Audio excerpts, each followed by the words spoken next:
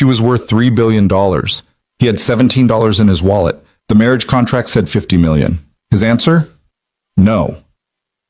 Tonight, I'm going to tell you about the most expensive dinner that never should have happened, where a wrong turn led to the right table, and where the richest woman in Manhattan learned that some things can't be bought. This is a story about power, pride, and the moment when everything you've built becomes the cage you're trapped in. Before we begin, hit that like button and drop a comment telling me what city you're watching from. I want to see how far this story travels tonight. Now, let's go back to where it all started. A freezing November evening, one mistake, and two people who were never meant to meet. The rain came down in cold, punishing sheets that November night, turning the streets of Manhattan into rivers of reflected neon and brake lights. Noah Reed stood at the corner of 5th Avenue and 58th Street, squinting at the address scribbled on a crumpled piece of paper in his calloused hand. The ink had started to blur from the moisture, but he could still make out the numbers.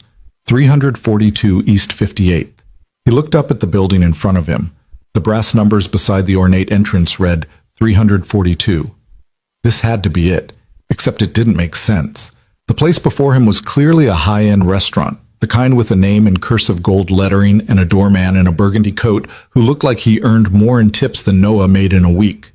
Through the tall windows, he could see crystal chandeliers, white tablecloths, and people dressed like they'd stepped out of a magazine spread.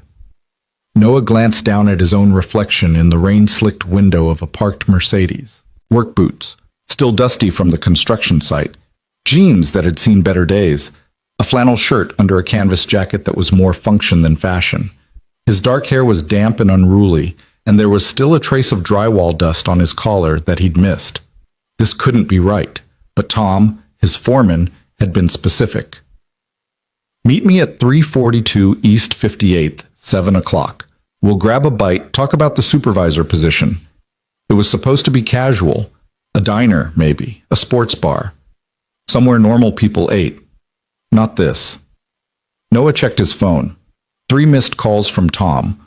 All from 2 hours ago. No voicemails. No texts explaining a change of plans. His phone battery blinked at 4%. He'd forgotten to charge it again. The doorman was watching him now, one eyebrow slightly raised. Noah took a breath. Maybe Tom was already inside. Maybe there was a simple explanation. Maybe he'd walked to the wrong entrance and there was actually a casual place around the corner. Or maybe, and this seemed more likely, he'd gotten the address completely wrong and was about to make a complete fool of himself. He walked toward the entrance. The doorman's expression shifted from suspicious to professionally neutral as he opened the door. "Good evening, sir." The warmth hit Noah immediately, along with the scent of something rich and complicated. Wine, herbs, butter, money. A woman in an elegant black dress appeared from nowhere, her smile perfect and practiced. "Welcome to Oriole. Do you have a reservation?" Noah's mouth went dry. I'm supposed to be meeting someone. Tom Martelli?" She glanced down at a leather-bound book, her finger tracing down a list of names. "I don't see a Martelli here this evening, but let me check with the host." She gestured to a man in an immaculate suit standing near a podium. "Jean-Paul?" The host, Jean-Paul apparently, approached with the smooth efficiency of someone who'd spent years perfecting the art of discretion. He was older, gray at the temples, with the kind of bearing that suggested he'd seen everything and been impressed by very little. "Good evening. How may I assist you?" "I'm looking for Tom Martelli," Noah said, feeling acutely aware of every eye in the entrance that had turned his direction. "We were supposed to meet at 7. Jean-Paul's expression didn't change. "Your name, sir?" "Noah. Noah Reed." There was a pause as Jean-Paul consulted his book, then his tablet, then his book again. Noah was about to apologize and leave when the man's expression shifted, just slightly, but noticeably. "Ah, Mr. Reed. Yes, we have you down for 7 o'clock. His eyes flickered over Noah's appearance for just a fraction of a second. "Right this way, please." "Wait, what?" "I think there might be a mistake," Noah started, but Jean-Paul was already walking, moving through the dining room with the expectation that Noah would follow. And because he didn't know what else to do, Noah did. The restaurant was even more intimidating on the inside. The ceiling soared above them, featuring a 4-story wine tower illuminated from within. The tables were set with more silverware than Noah had in his entire apartment. The other diners looked like they belonged in boardrooms and country clubs, tailored suits, designer dresses, jewelry that probably cost more than his truck. Noah felt like an imposter at a royal ball. Jean-Paul led him to a table in a quieter corner, still visible, still elegant, but slightly removed from the main dining area. A small candle flickered in a crystal holder, 2 place settings, 2 menus already waiting. "Your table, Mr. Reed. Your associate will be joining you shortly." "Listen, I think there's been a mix-up. Can I start you with something to drink? Perhaps some wine while you wait?" "Just water is fine, but I really think still or sparkling?" "Still. Thank you. But—" Jean-Paul was already gone, moving with that same efficient grace toward the kitchen. Noah stood there for a moment, utterly out of his depth. The chair alone probably cost more than his rent. The napkin was folded into some kind of origami swan. The menu had no prices on it, which he'd heard meant they were expensive enough that if you had to ask, you couldn't afford it. He should leave. This was clearly a mistake. He'd somehow gotten his wires crossed with someone else's reservation, and when whoever actually belonged at this table showed up, it would be embarrassing for everyone. But then his phone buzzed, 4% battery, and he saw a notification from the video chat app. His daughter, 7 o'clock. He'd promised to call her at 7 to say goodnight. Noah sat down, carefully, like the chair might break under him, and opened the app. The call connected immediately, and suddenly the formal, intimidating restaurant faded into the background as his daughter's face filled the screen. "Daddy!" "Hey, sweetheart." Noah couldn't help but smile, all his anxiety dissolving at the sight of her. Mia was 7 years old, with dark curls that she refused to let anyone brush properly, and eyes that were exactly like her mother's, warm, bright, and entirely too clever. She was wearing her favorite pajamas, the ones with the little dinosaurs. "Where are you? That doesn't look like your apartment." "I'm at a restaurant. Remember I told you I had a meeting tonight? It looks fancy." Mia leaned closer to her screen, trying to see more. "Are there rich people there?" Noah laughed quietly. "Yeah, baby. Very rich people." "Do they have dinosaur nuggets?" "I don't think so." "Then it's not that fancy." God, he loved her. 3 years since Elena had died, and every day Mia reminded him more and more of his late wife, her humor, her logic, her way of cutting through nonsense to what actually mattered. "How was school today?" Mia launched into a detailed explanation of the art project they'd worked on, something involving a lot of glitter and a regrettable incident with glue. Noah listened, nodding and asking questions, temporarily forgetting where he was, until he noticed the woman. She was standing about 10 feet away, perfectly still, watching him with an expression he couldn't quite read. And she was striking. That was the word that came to mind, though it felt inadequate.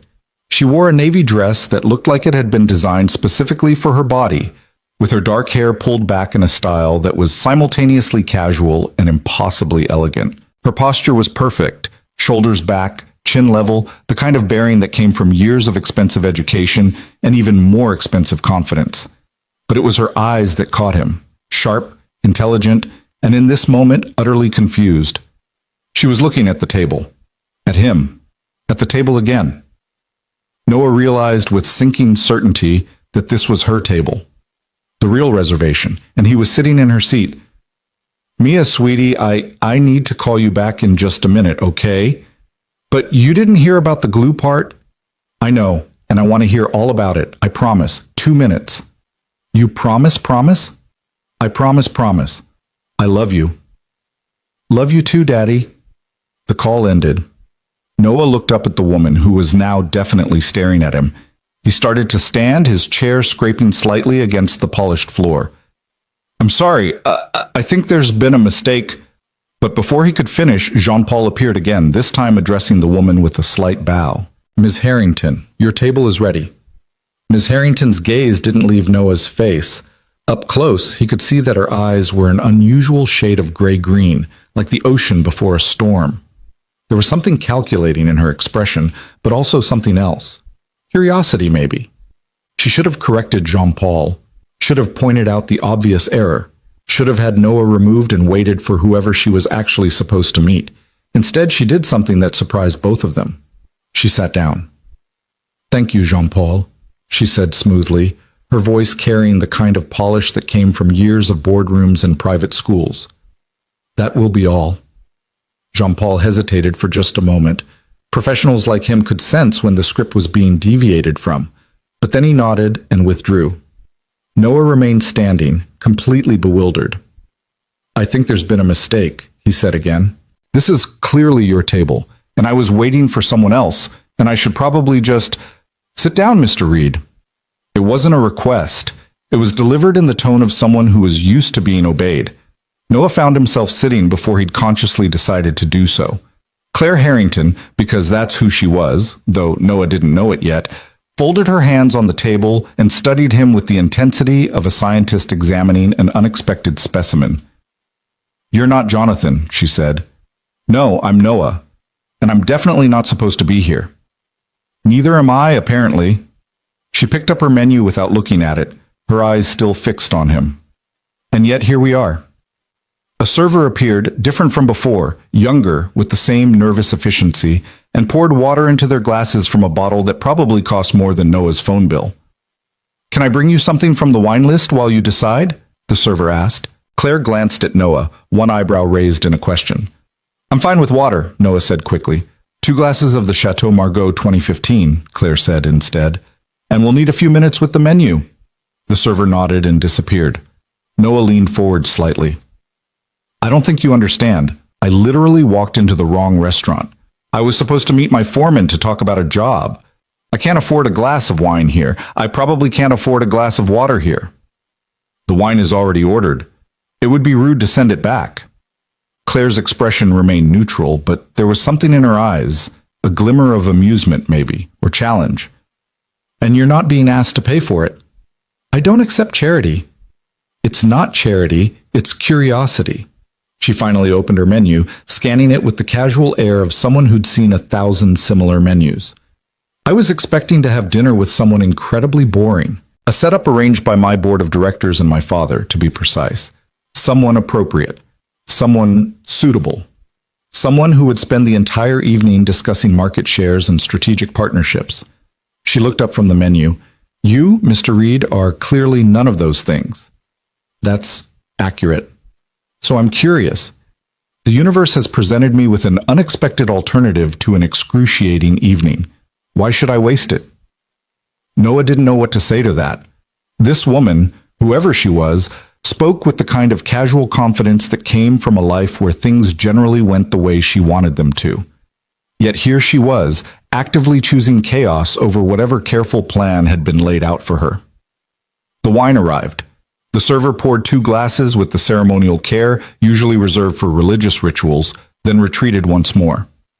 Claire lifted her glass. "To wrong turns." Noah hesitated, then picked up his own glass. The crystal felt impossibly delicate in his work-roughened hands. "To wrong turns," he echoed.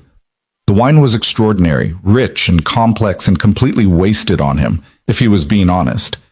He was more of a beer guy, but he appreciated the gesture, even if he didn't fully understand it.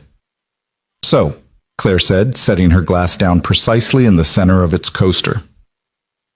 "Tell me, Noah Reed, who was meeting his foreman, what do you do?" "Construction, day labor mostly, drywall, framing, whatever needs doing." He saw no point in dressing it up. "I'm good at it." "I'm sure you are." There was no condescension in her tone. "And the little girl? On your phone?" "My daughter, Mia. She's 7. "You call her every night?" "Every night I can. Sometimes I'm on a site without cell service, but yeah, every night." Something shifted in Claire's expression, softened, almost imperceptibly. "That's nice." "It's necessary." Noah took another sip of wine, feeling the warmth spread through his chest. Her mother died 3 years ago. Cancer. It was fast. 8 months from diagnosis to... He stopped, surprised at himself. He didn't usually talk about Elena to strangers. "Anyway, it's just the 2 of us now, so yeah, I call every night." Claire was quiet for a moment, her fingers tracing the stem of her wine glass. "I'm sorry for your loss." "Thank you. Where's she now? Your daughter?" With my neighbor, Mrs. Chen. She watches Mia when I have to work late, or apparently when I accidentally crash fancy dinners. He smiled slightly. Mia's probably telling her all about the glitter incident right now.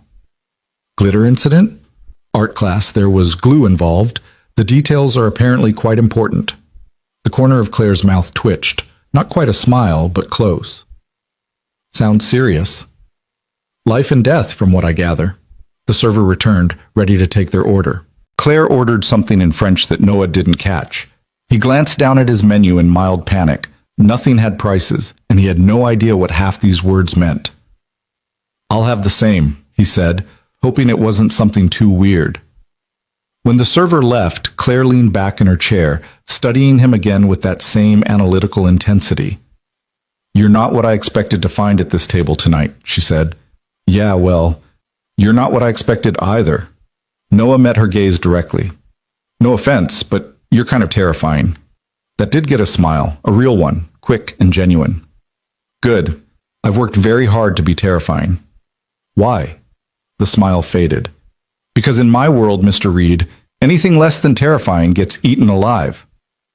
There was something in the way she said it, a weight, a weariness, that made Noah think this wasn't just corporate bravado. This was truth, hard-earned and harder-lived.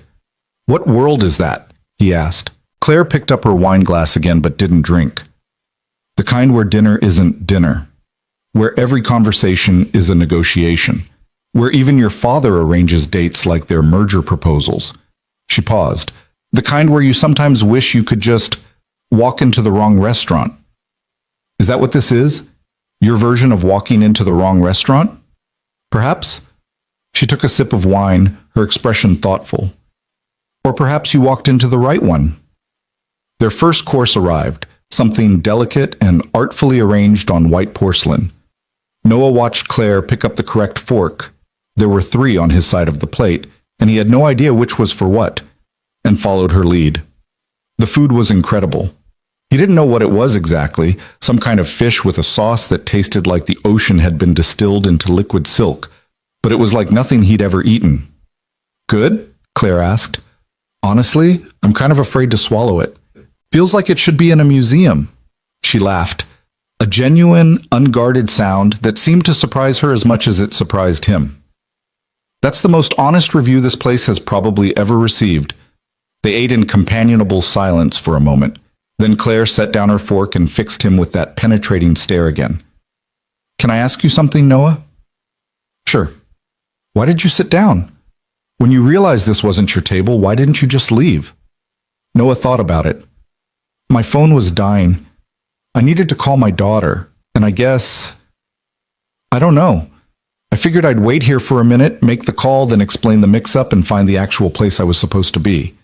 He shrugged. "Then you showed up and things got weird."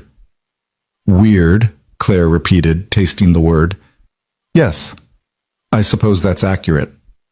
"Your turn. Why did you sit down? You clearly knew I wasn't whoever you were supposed to meet."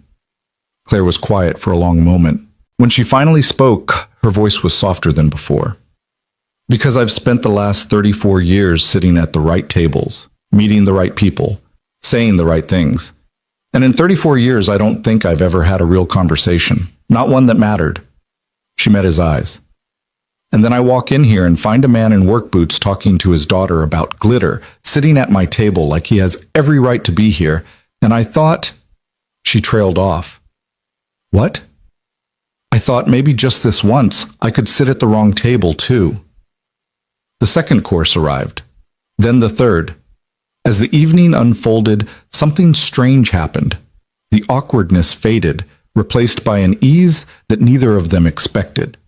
Claire asked questions about his work, about Mia, about his life in a way that felt genuinely curious rather than politely probing. Noah, in turn, found himself asking about her world. Carefully at first, then with more confidence as she answered with surprising candor. She told him about the company she ran, Harrington Industries, apparently a major player in sustainable technology, though she described it with none of the pride he would have expected. She talked about board meetings that felt like battles, about a father who viewed affection as weakness, about the constant pressure to perform, to prove, to perfect. So this dinner tonight, Noah said, finishing his fourth course, some kind of lamb that melted on his tongue. This was another performance?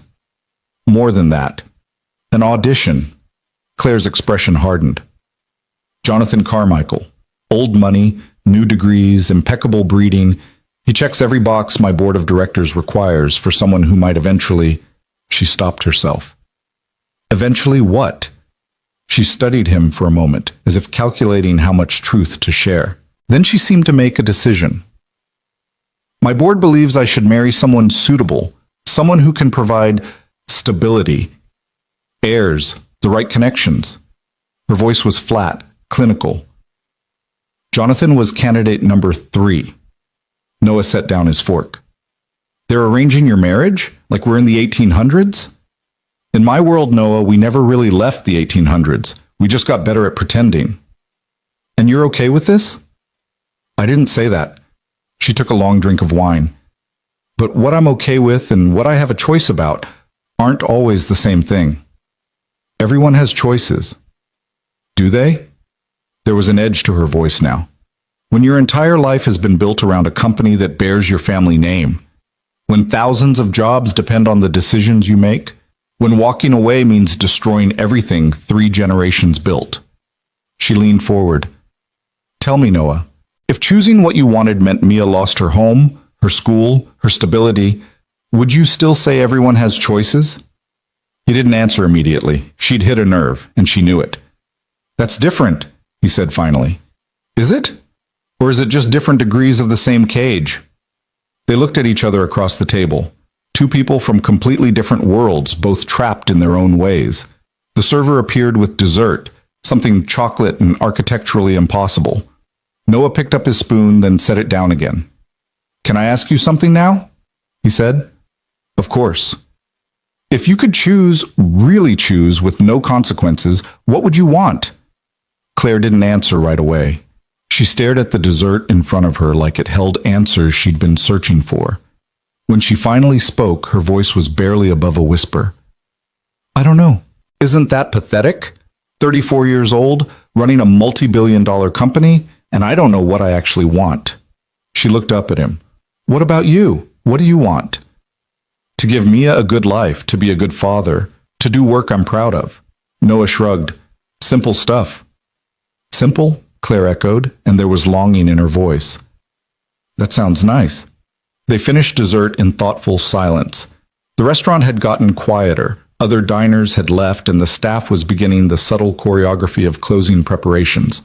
Noah glanced at his phone. 9:30. He'd been here for over 2 hours. I should probably go, he said. Need to get back to Mia. Finish that call I promised her. Of course. Claire signaled for the check with a subtle gesture Noah barely caught. Wait, I should at least pay for my half. Don't be ridiculous. She produced a credit card seemingly from nowhere. Black, metal, the kind that had no limit. This evening has been unexpected. The least I can do is cover dinner. I can't let you. You can. And you will. There was that commanding tone again. Consider it payment for the most interesting conversation I've had in years. Jean-Paul appeared with a leather folder. Claire signed without looking at the total, then stood. Noah rose as well, feeling once again acutely aware of how out of place he was. They walked toward the exit together. At the door, Claire turned to him. Thank you, Noah Reed, for the wrong table. Thank you for not having me thrown out. She smiled, a real smile this time, unguarded and warm.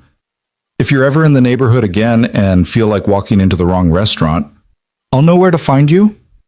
Perhaps. They stood there for a moment, neither quite ready to end whatever this strange evening had been. Then Claire did something that surprised both of them. She pulled a business card from her clutch and handed it to him. In case you ever want to discuss glitter incidents or anything else. Noah took the card. Heavy stock, embossed lettering. Claire Harrington, CEO, Harrington Industries. And below it, a personal number.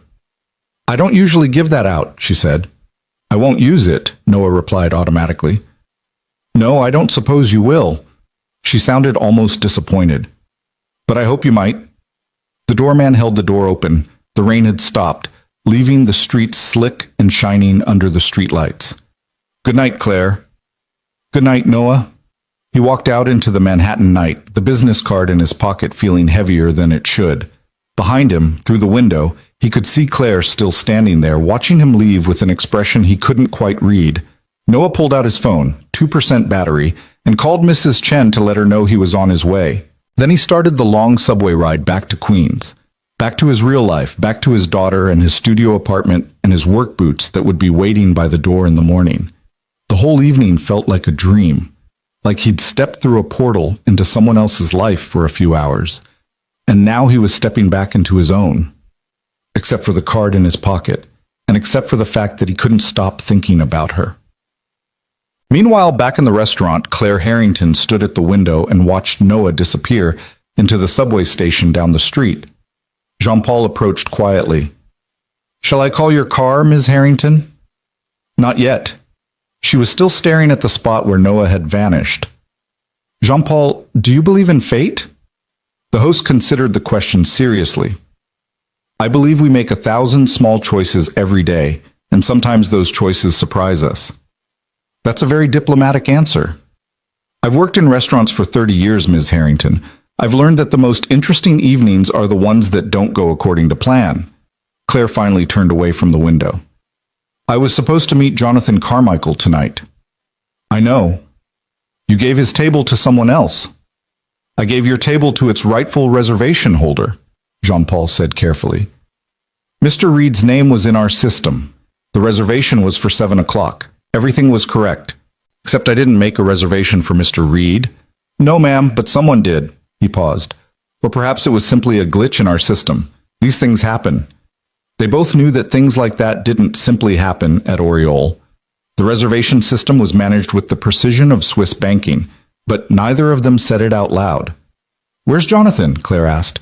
"Mr. Carmichael called at 6:45 to confirm his reservation. He arrived at 7:03. I informed him that your table was occupied and offered him our finest alternative seating. He was not pleased." Jean-Paul's expression remained neutral, but there was a glint in his eye.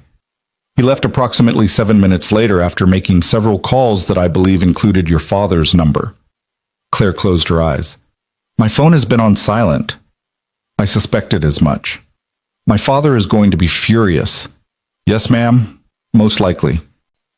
She opened her eyes and looked at Jean-Paul, really looked at him. "You knew. You knew I was walking into the wrong table, and you let me do it anyway. I seated you at your reserved table, ma'am. What you chose to do once seated was entirely your decision." "Thank you, Jean-Paul." "You're welcome, Ms. Harrington." He gestured toward the door. "Your car?" "Yes, thank you." As she walked out into the cool November night, Claire pulled out her phone. 17 missed calls. 9 from her father, 6 from board members, 2 from her assistant.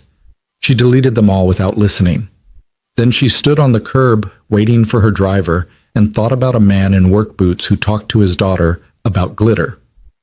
Who walked away from the most expensive dinner he'd probably ever seen without asking for anything. Who looked at her like she was just a person, not a title or a net worth. Her phone rang again. Her father. She answered this time. "Claire Elizabeth Harrington, what in God's name were you thinking?" "Hello, Father." "Jonathan called me, said you stood him up, said you were having dinner with some construction worker in flannel." "That's accurate." There was a dangerous pause. "This isn't funny, Claire." "I didn't say it was funny. You asked what happened. I told you." "Do you have any idea what you've done? Jonathan was perfect. His family, his credentials, his complete lack of interest in anything beyond quarterly reports, and his Harvard legacy. This isn't about interest, Claire. This is about stability, about the company, about your future." "My future." She watched her car pull up to the curb. The driver got out to open her door. "Tell me, Father, when does my future actually become mine?" "Don't be dramatic. You know what's at stake here." "I do." "That's the problem." She ended the call and slid into the back seat of the car. The driver, Marcus, who'd been with her for 6 years and knew better than to make small talk when she looked like this, simply pulled away from the curb and headed toward her penthouse in Tribeca. Claire leaned her head against the cool window and thought about wrong tables and right conversations, and the strange, unsettling feeling that she just made either the best or worst decision of her life. She still couldn't tell which. Bang. Back in Queens, Noah climbed the 3 flights of stairs to his apartment, exhausted but strangely energized. Mrs. Chen opened the door before he could knock, Mia already in her arms, half asleep. "Daddy," Mia mumbled, reaching for him. He took her carefully, nodding his thanks to Mrs. Chen, who waved away his apologies for being late. "Long meeting?" she asked knowingly. "Something like that. Must have been important. You smell like expensive wine." Noah laughed quietly. "It was complicated." Inside the apartment, he carried Mia to her small room, really just a corner partitioned off with a bookshelf, but she decorated it with drawings and string lights, and she loved it. He tucked her into bed, and her eyes fluttered open. "You promised to call back," she murmured. "I know, sweetie, I'm sorry." "Was the meeting good?" "Yeah, it was good." "Did you get the job?" Noah paused. He'd completely forgotten about Tom, about the supervisor position, about the entire reason he'd gone out tonight. He pulled out his phone, dead now, and made a mental note to charge it and call Tom first thing in the morning. "We'll see, baby. Get some sleep." "Love you, Daddy." "Love you too." He kissed her forehead and watched her drift back to sleep. Then he went to his own room, barely big enough for a bed and a dresser, and pulled out the business card. Claire Harrington. He should throw it away. Whatever that evening had been, it was a moment out of time, a strange, impossible intersection of 2 lives that had no business intersecting.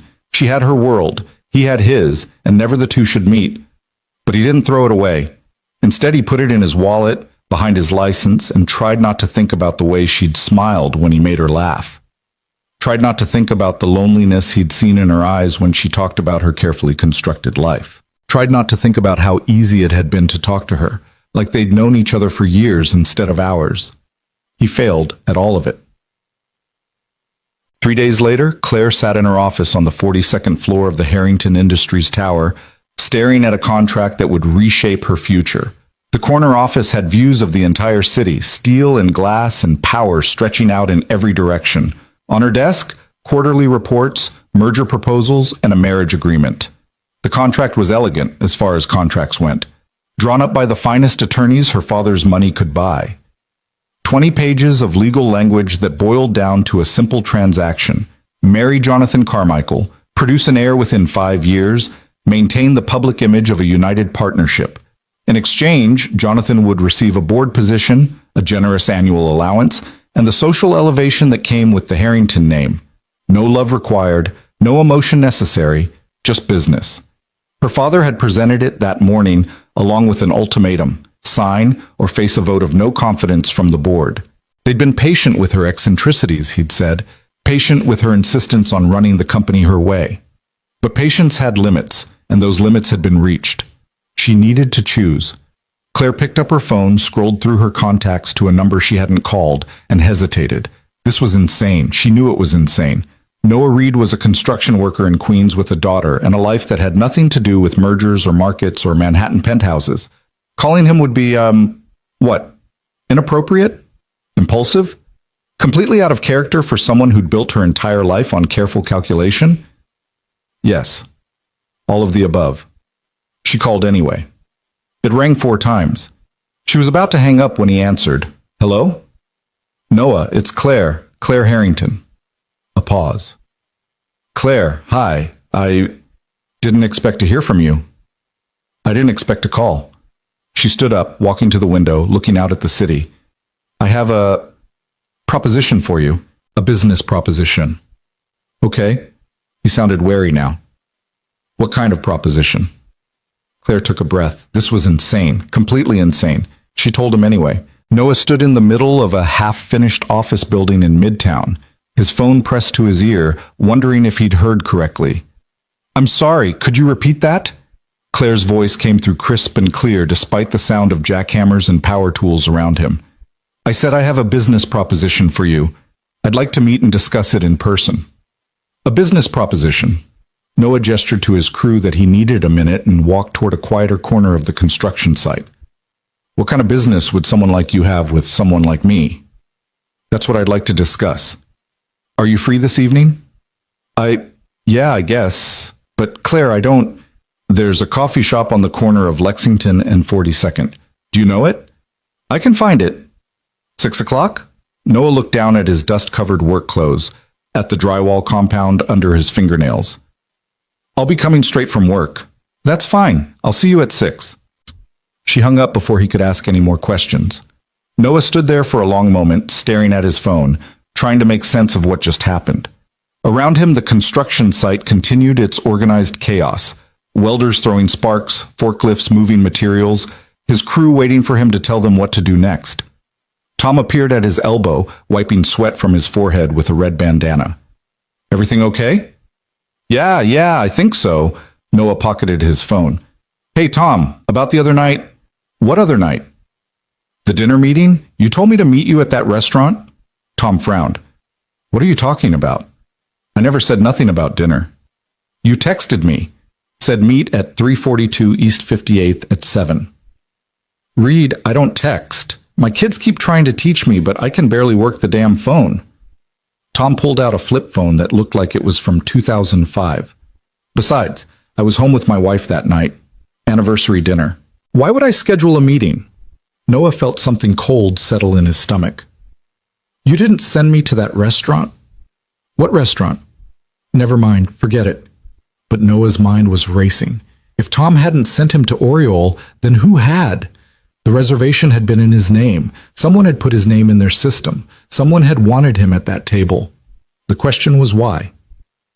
He tried to focus on work for the rest of the day, but his mind kept drifting back to Claire, to the way she'd looked at him across that candlelit table, to the loneliness in her voice when she talked about her carefully controlled life, to whatever proposition she wanted to discuss that was important enough to track down his number and call him 3 days later.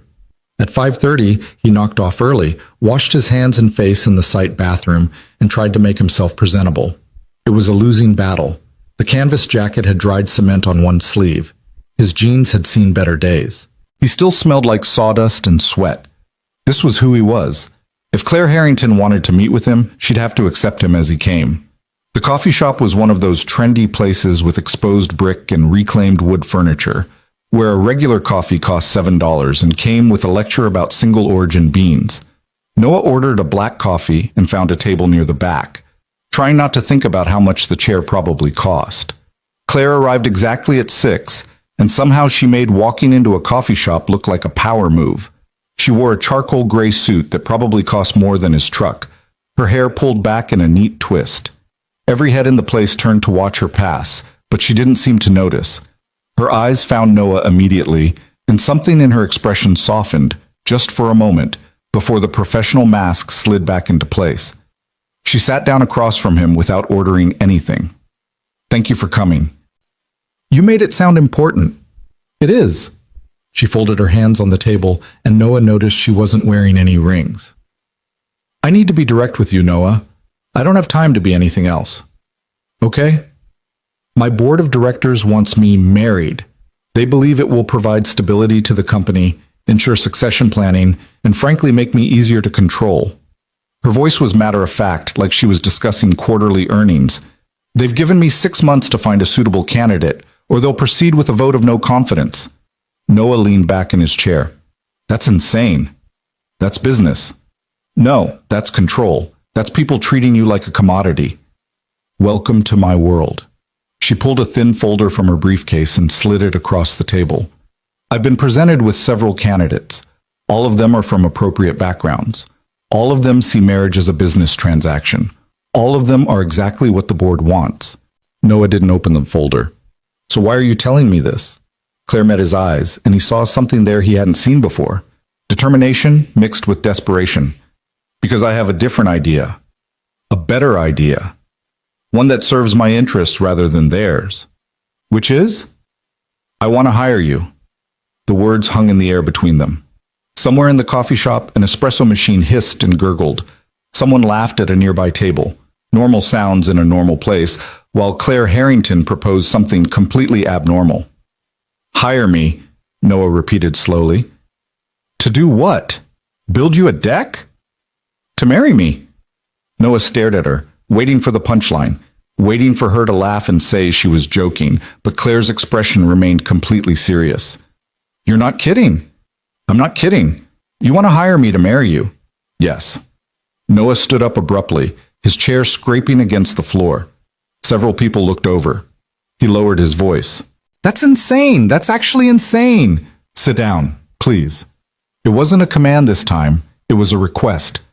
Let me explain. Against his better judgment, Noah sat. Claire leaned forward, her voice low and urgent. The board wants me to marry someone they approve of. Someone who fits their profile, who'll give them more control over how I run the company. But the contract doesn't specify who I have to marry, just that I have to marry someone within 6 months and produce an heir within 5 years. She paused. I choose you. Why me? You don't even know me. I know enough. I know you're honest.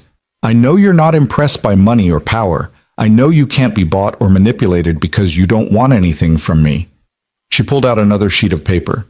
And I know that you need money. Everyone needs money. So I'm offering you $50 million. Noah felt the air leave his lungs. 50... what?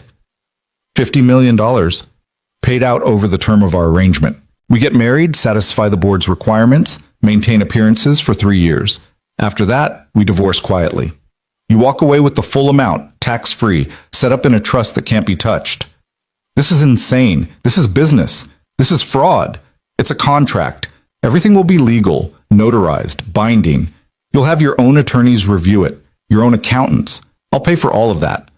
Claire's voice remained steady, but Noah could hear the urgency underneath. 3 years of your life, Noah. 3 years of attending some events, taking some photos, playing a role. In exchange, you set up your daughter for life, college fund, trust fund, a house, security, everything. Noah's hands had started shaking. He pressed them flat against the table. I can't believe we're having this conversation. I can't believe I'm in a position to have it, but here we are. She slid the contract closer to him. I'm not asking you to decide right now. I'm asking you to think about it.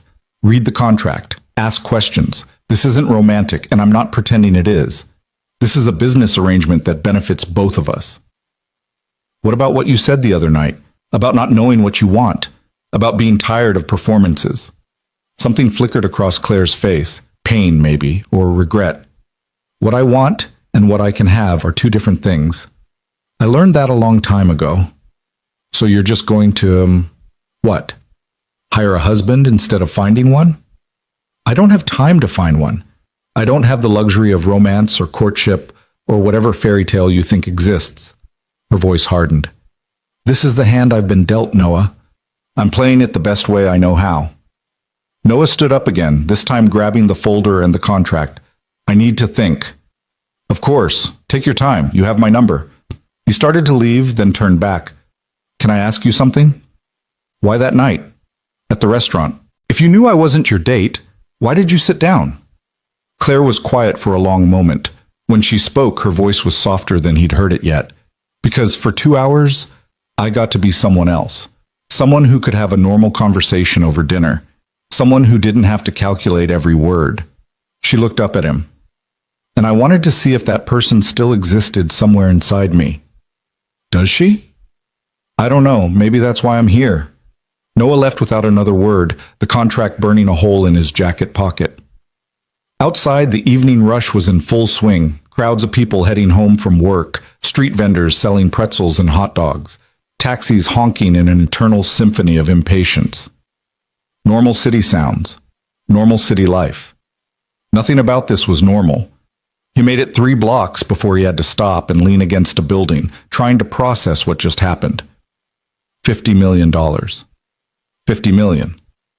He couldn't even really comprehend that number. It was more money than he'd make in 10 lifetimes doing construction, more money than he'd ever imagined having, money that could change everything for Mia. He pulled out his phone and called the one person whose judgment he trusted more than his own. She answered on the second ring. Noah? What's wrong? Elena's sister. I need to talk to you. Rachel lived in Brooklyn with her husband and 2 kids. She'd been Elena's big sister, protective and practical and completely no nonsense. After Elena died, Rachel had been there for everything, helping with Mia, talking Noah down from ledges, being the voice of reason when everything felt impossible. "Come over," she said. "I'll make coffee." An hour later, Noah sat at Rachel's kitchen table while her kids did homework in the next room, and her husband Mike made himself scarce. Rachel had read through the contract twice, her expression growing more incredulous with each page. "This is real," she said finally. "This is actually real. I know. She's offering you $50 million to marry her for 3 years. I know." "Noah." Rachel set down the contract and looked at him. "Do you understand what this kind of money would mean?" "Of course I do." "No, I mean really understand. This isn't just about you. This is about Mia's future. College anywhere she wants. No student loans, no debt, a house, security. Everything Elena wanted for her." Noah's throat tightened at the mention of his wife. "Don't." "Don't what? Point out the obvious?" Rachel leaned forward.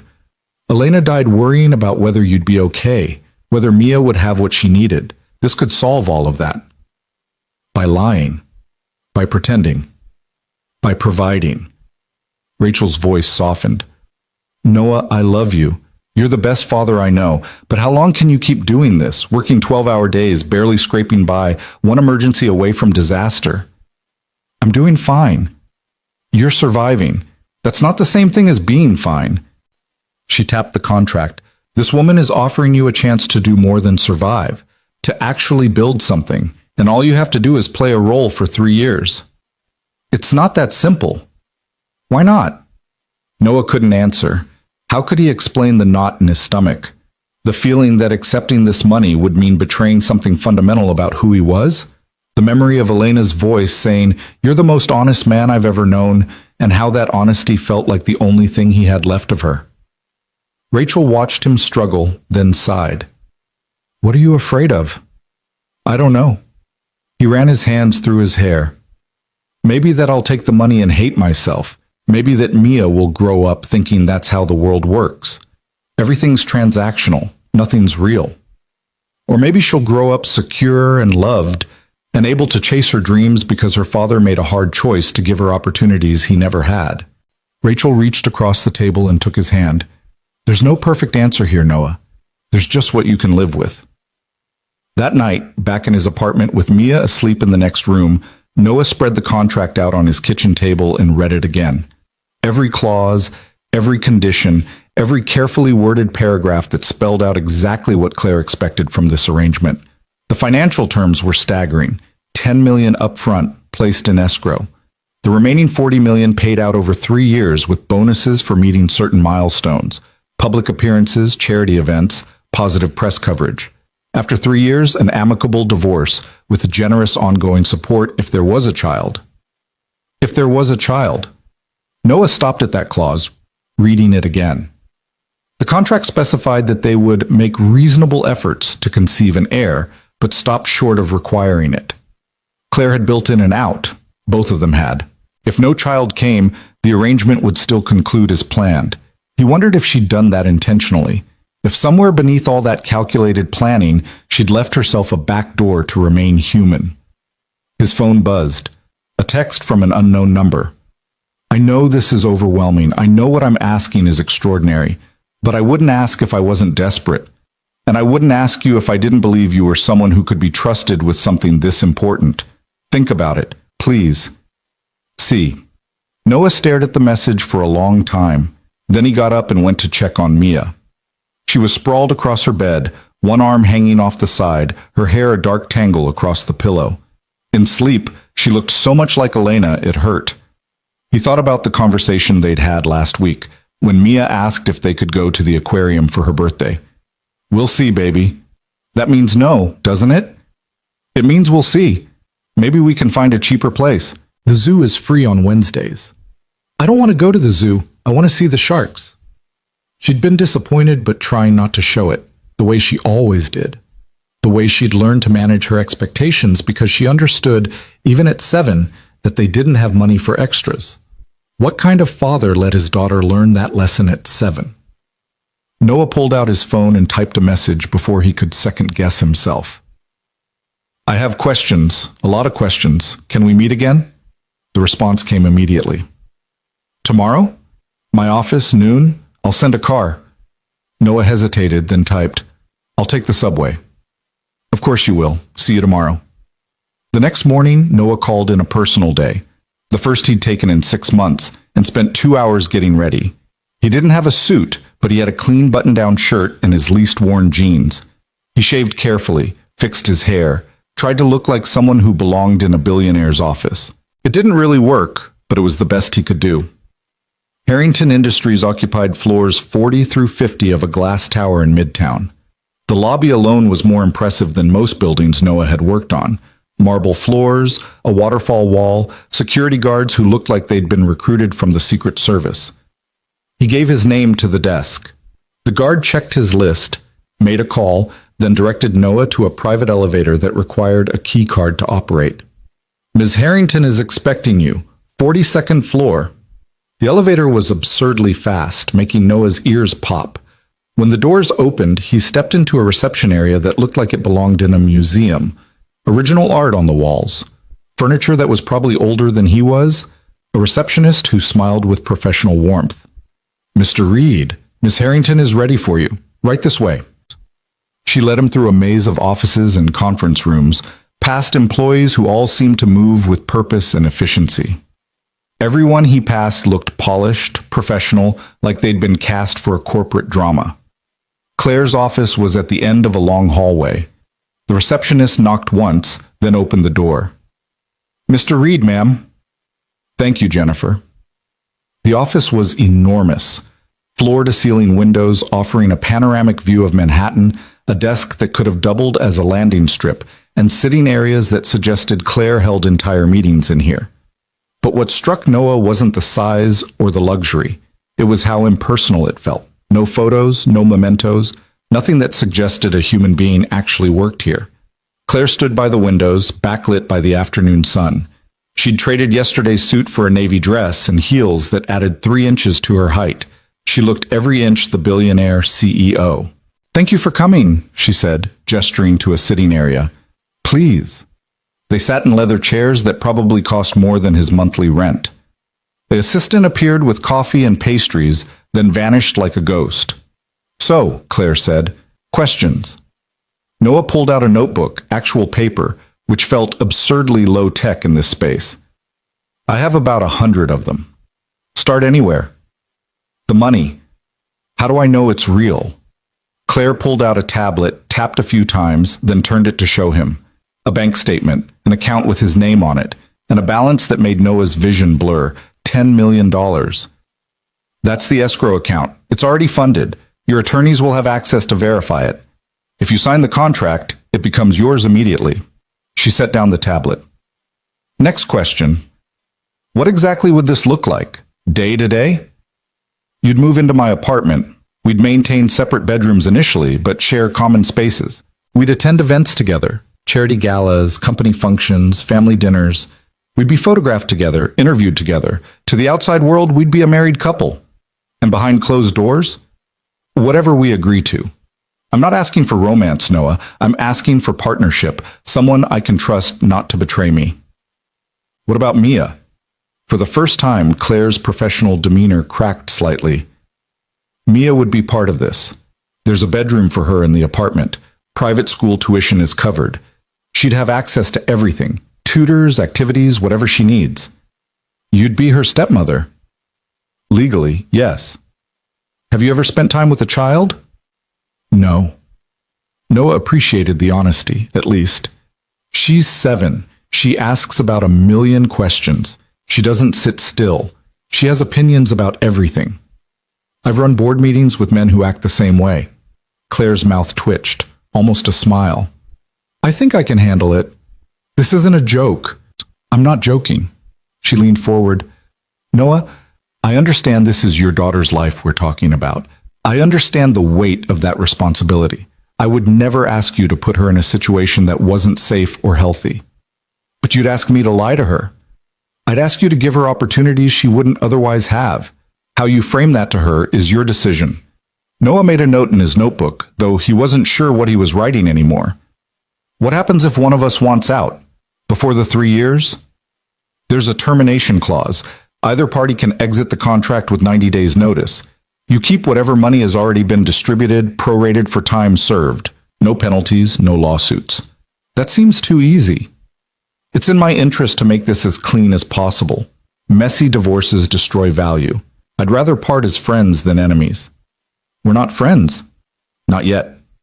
Claire picked up her coffee cup, studying him over the rim. But I think we could be. That night at the restaurant, that was real. The conversation we had was real. I think we could build something functional out of that. Functional, Noah repeated. That's what you want? A functional marriage? It's more than most people in my world have. He couldn't argue with that. What about your father, your board? Do they know you're planning this? They know I'm pursuing marriage candidates. They don't know which one I've chosen. That announcement would come after you sign. They'll never accept me. They don't have to accept you. They just have to accept that you're my legal husband. Claire set down her cup. Besides, you underestimate yourself.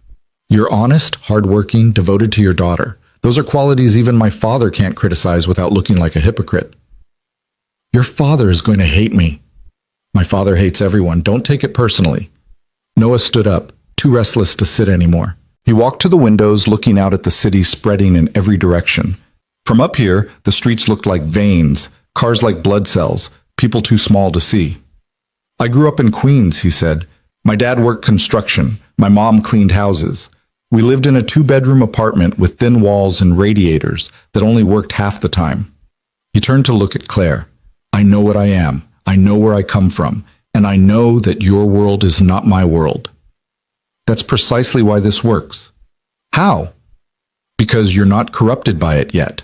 Because you still have values that can't be purchased. Because when you look at me, you see a person instead of a net worth. She stood as well, moving to stand beside him at the window. I need someone like that, Noah. Someone who can't be bought or manipulated.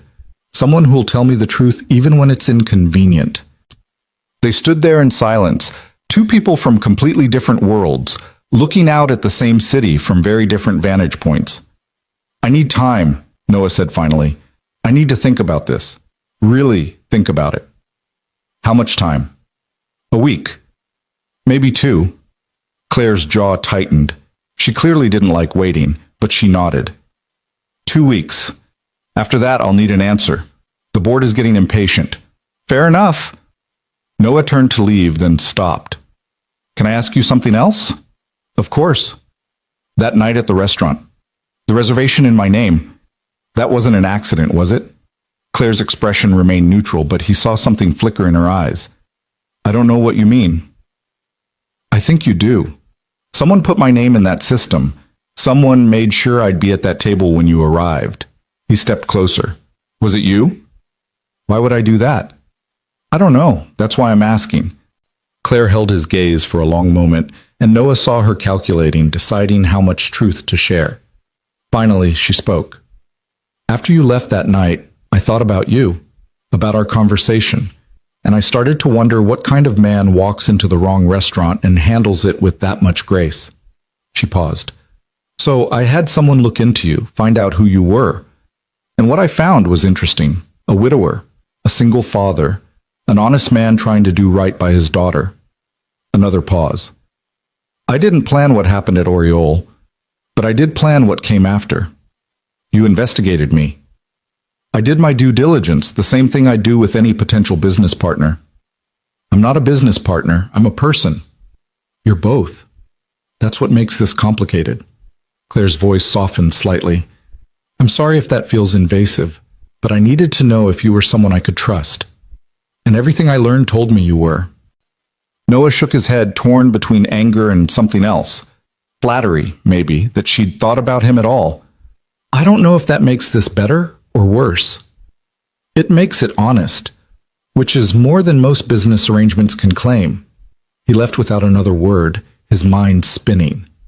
On the elevator ride down, he tried to process everything.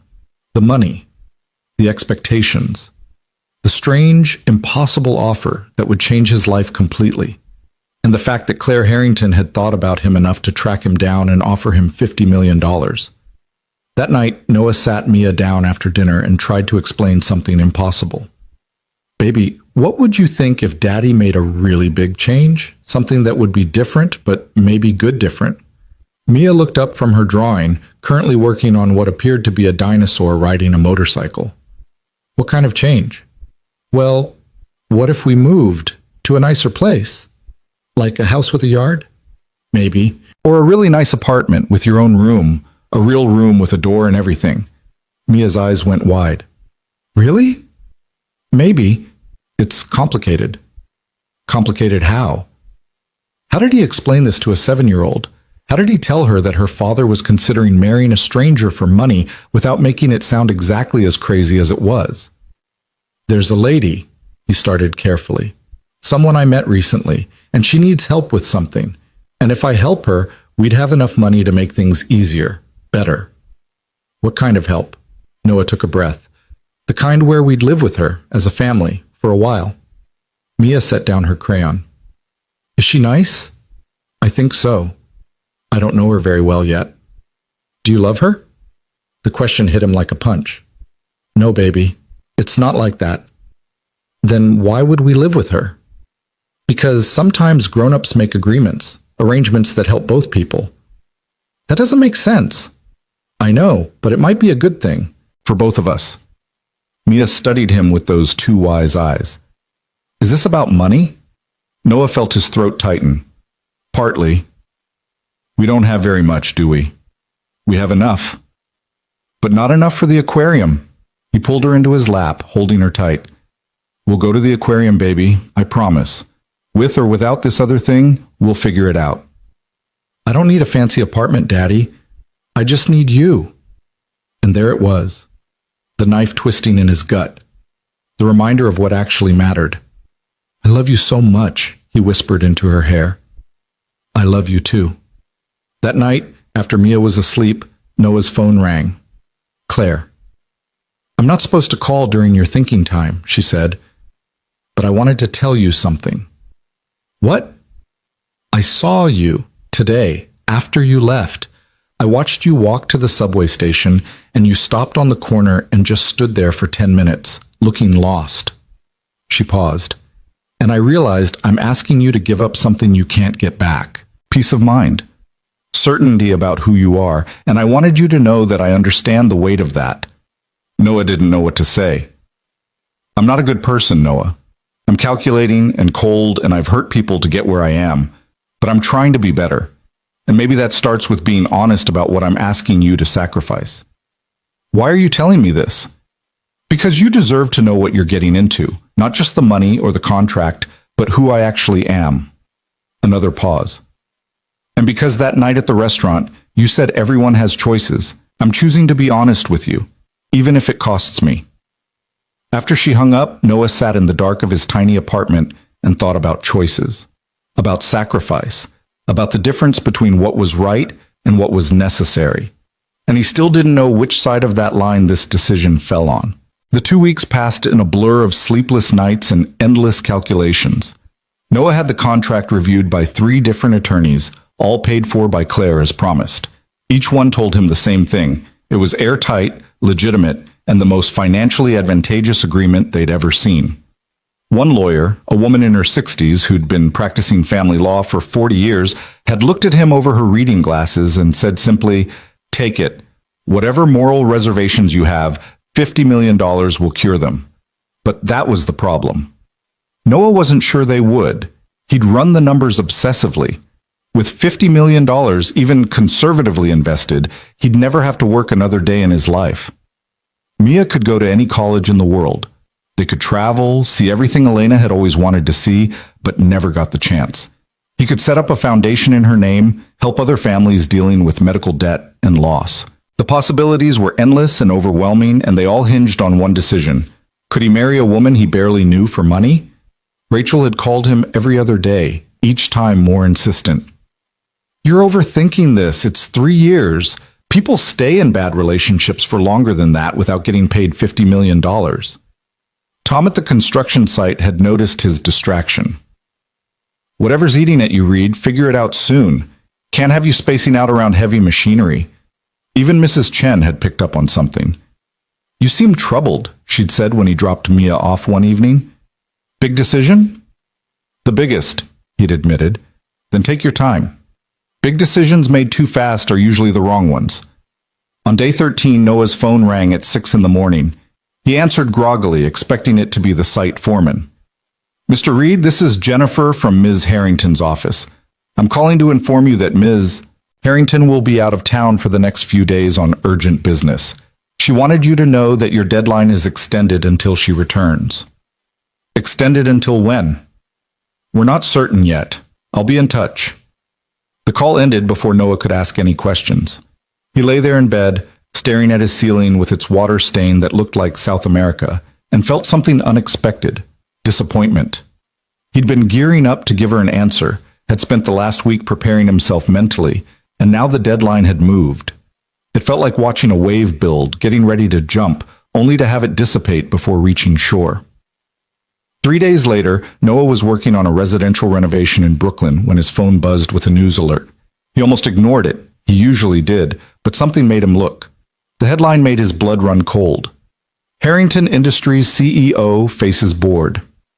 Revolt. Emergency meeting called to discuss leadership change. He clicked through to the article, reading quickly while his crew worked around him. Sources close to Harrington Industries confirm that the board of directors has called an emergency meeting to discuss a vote of no confidence in CEO Claire Harrington. The meeting, scheduled for Friday, comes amid growing concerns about Harrington's leadership and her failure to comply with succession planning requirements set forth by the board 18 months ago. If the vote succeeds, it would effectively remove Harrington from her position as CEO, making her the first Harrington family member to lose control of the company in its 80-year history. Noah read the article 3 times, each time feeling the weight of it more heavily. This was why Claire had left town. The board had moved up their timeline, and she was scrambling to respond, and he was the response she'd been counting on. His phone rang. "Claire." He stepped away from the worksite to answer. "Did you see the news?" Her voice was tight, controlled, but he could hear the stress underneath. "Just now." "The board moved faster than I expected. They're calling the vote for Friday. That gives me less than 48 hours. "Claire, I need an answer, Noah. I know I said you could have more time, but I don't have more time to give. The board wants me to show up to that meeting with a fiancé, or they're voting me out." She took a breath. "So I'm asking, will you help me or not?" Noah closed his eyes. This was it. Decision time. No more Yanqi. No more thinking it over. No more running calculations in his head at 3 in the morning. "I need to meet with you. In person. I'm in Chicago. I can be back in New York by tonight." "Where?" "My apartment. I'll send you the address. 8 o'clock. The address she sent was in Tribeca, in a building Noah had walked past 100 times but never imagined entering. The doorman checked his name against a list, then directed him to a private elevator that required both a key card and a fingerprint scan. "Penthouse level," the doorman said. "Ms. Harrington is expecting you." The elevator opened directly into Claire's apartment, and for a moment Noah just stood there, trying to process what he was seeing. The space was enormous, 3,000 square feet at least, with floor-to-ceiling windows offering views of the Hudson River and the city lights beyond. Everything was pristine, modern, expensive. The furniture looked like it belonged in a design magazine. The art on the walls was museum quality, and it was completely, utterly soulless. There were no photos, no personal touches, no indication that anyone actually lived here beyond the most basic necessities. It was a showroom, not a home. Claire appeared from another room, wearing jeans and a sweater, the most casual he'd ever seen her. Her hair was down, and she looked tired in a way that made her seem more human than the polished CEO he'd met in her office. "Thank you for coming," she gestured to the living room. "Can I get you something to drink?" "I'm fine."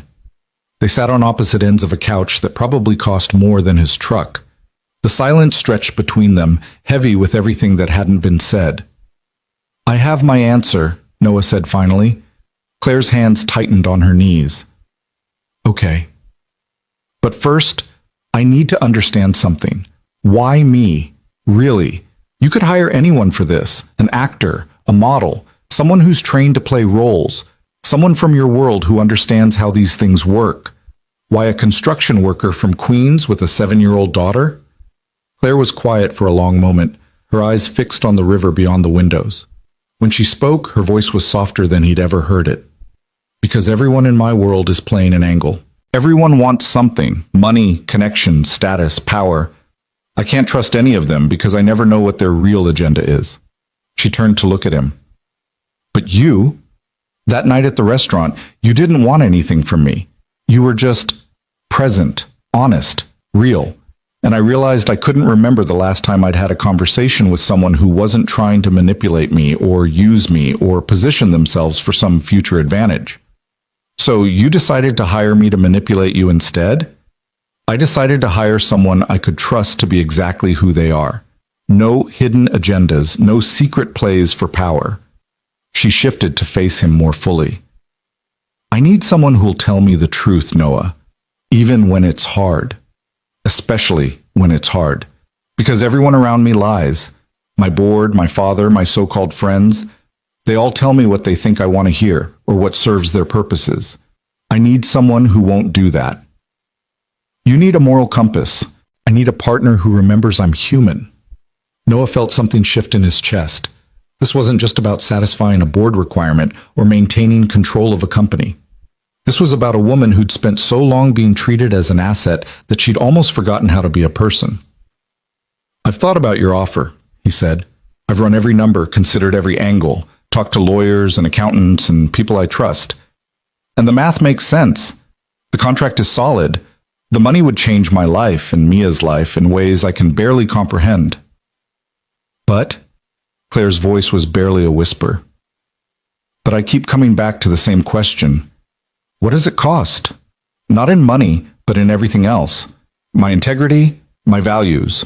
The promise I made to Elena that I'd raise our daughter to know the difference between right and wrong. He leaned forward. I've been poor my whole life, Claire. I know what it's like to count pennies, to choose between paying the electric bill or buying groceries, to tell my daughter we can't afford something she wants. And I've hated every minute of it. Then take the money. Let me finish. Noah's voice was gentle but firm. I've been poor, and it's been hard, but I've never been dishonest. I've never lied about who I am or what I believe in, and I don't know if I can start now, even for $50 million. Claire's face had gone very still. So your answer is no. My answer is, I need you to understand what you're asking. You're not just asking me to play a role or sign a contract. You're asking me to build my daughter's future on a lie, to teach her that everything has a price, including integrity, and I don't know if I can do that. Even if it means she has opportunities you never had. Even then, Noah ran his hands through his hair. My dad used to tell me that the easiest thing in the world is to compromise your values. The hard thing is figuring out how to live without doing it. And maybe I'm a fool for turning down this kind of money, but I can't shake the feeling that if I take it, I lose something I can never get back. Claire stood abruptly and walked to the windows.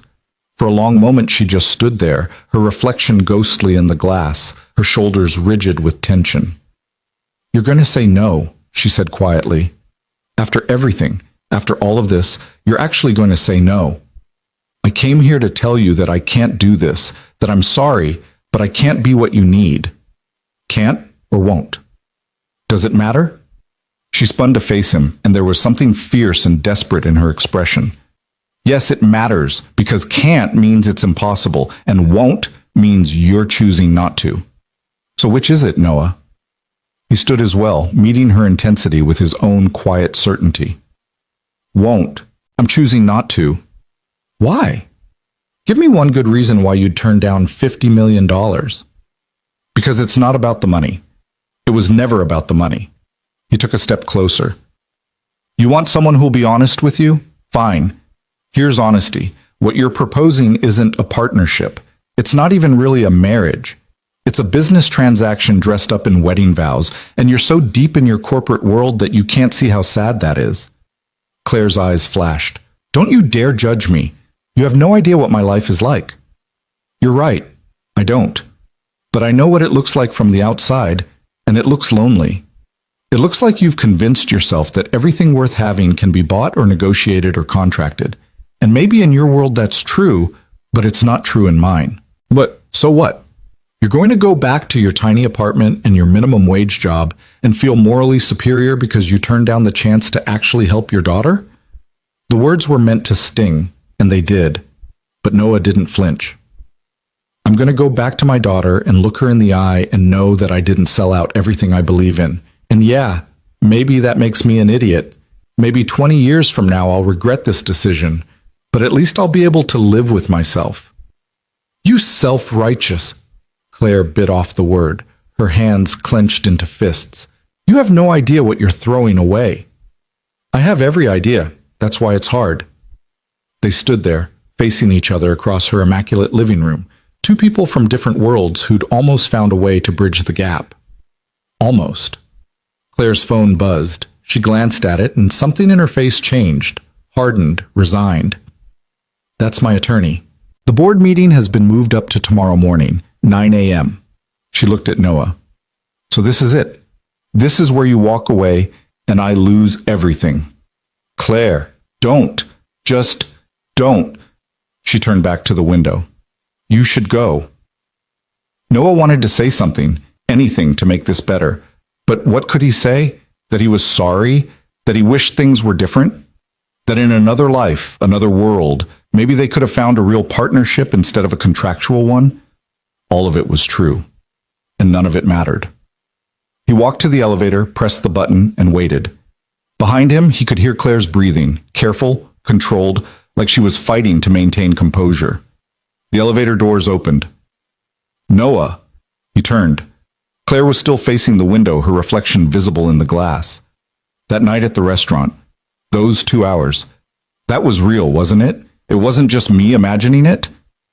It was real, he said quietly. Then why isn't that enough? Because real doesn't mean right. The elevator doors closed and Noah descended back to ground level, back to his world, back to his life. In his pocket, his phone buzzed with a notification. He pulled it out to find a message from Claire. The escrow account will be closed tomorrow. The money was real, even if nothing else was. I'm sorry I wasted your time. Noah stared at the message for a long moment, then deleted it. He walked out into the Tribeca night, past the galleries and boutiques and restaurants he'd never be able to afford, and headed for the subway that would take him back to Queens. He'd just turned down $50 million. He felt sick and relieved and terrified all at once. The next morning, Noah woke early and made Mia her favorite breakfast, chocolate chip pancakes shaped like dinosaurs. She ate them enthusiastically, chattering about the field trip her class was taking next week to the Natural History Museum. Can you come with us? She asked. Some of the other parents are coming. I'll have to check with work, but I'll try. You always try. That usually means no. Noah felt that familiar knife twist in his gut. I know, baby. I'm sorry. It's okay. I know you have to work. She took another bite of pancake. Did you decide about the lady, the one with the nice apartment? He'd almost forgotten he'd mentioned Claire to her. Yeah, I decided. And? And we're staying here, in our apartment. Just the two of us, like always. Mia studied his face with those two perceptive eyes. Are you sad about it? A little bit. Why? How did he explain this? Because sometimes the right choice doesn't feel good. It just feels necessary. I don't understand. I know. Someday you will. He ruffled her hair. Finish your pancakes. You're going to be late for school. After dropping Mia at school, Noah headed to the construction site. He worked hard, focusing on the physical labor, trying not to think about what was happening in a boardroom somewhere in Midtown, trying not to imagine Claire facing down her board of directors alone, without the fiancé she'd needed to prove she was taking their demands seriously. It wasn't his problem anymore. He'd made his choice. Around 11 a.m., Tom called him over to the site office. Reed, you got a visitor. Noah looked up from the wall he was framing, confused. What? Woman in a suit, fancy looking, says she needs to talk to you. Noah's heart jumped. Claire. It had to be Claire. Maybe the board meeting had been canceled. Maybe she was here to make one last pitch, to convince him to change his mind. But when he walked into the makeshift office, it wasn't Claire waiting for him. It was a man in his 60s, silver-haired and imposing, wearing a suit that probably cost more than Noah made in 6 months. He had Claire's eyes, that same calculating intelligence, but none of her warmth. "Mr. Reed, I'm Richard Harrington, Claire's father." Noah felt his defenses go up immediately. "Mr. Harrington, I'll get straight to the point. I know about my daughter's proposal to you, and I know you turned her down. That's between me and Claire.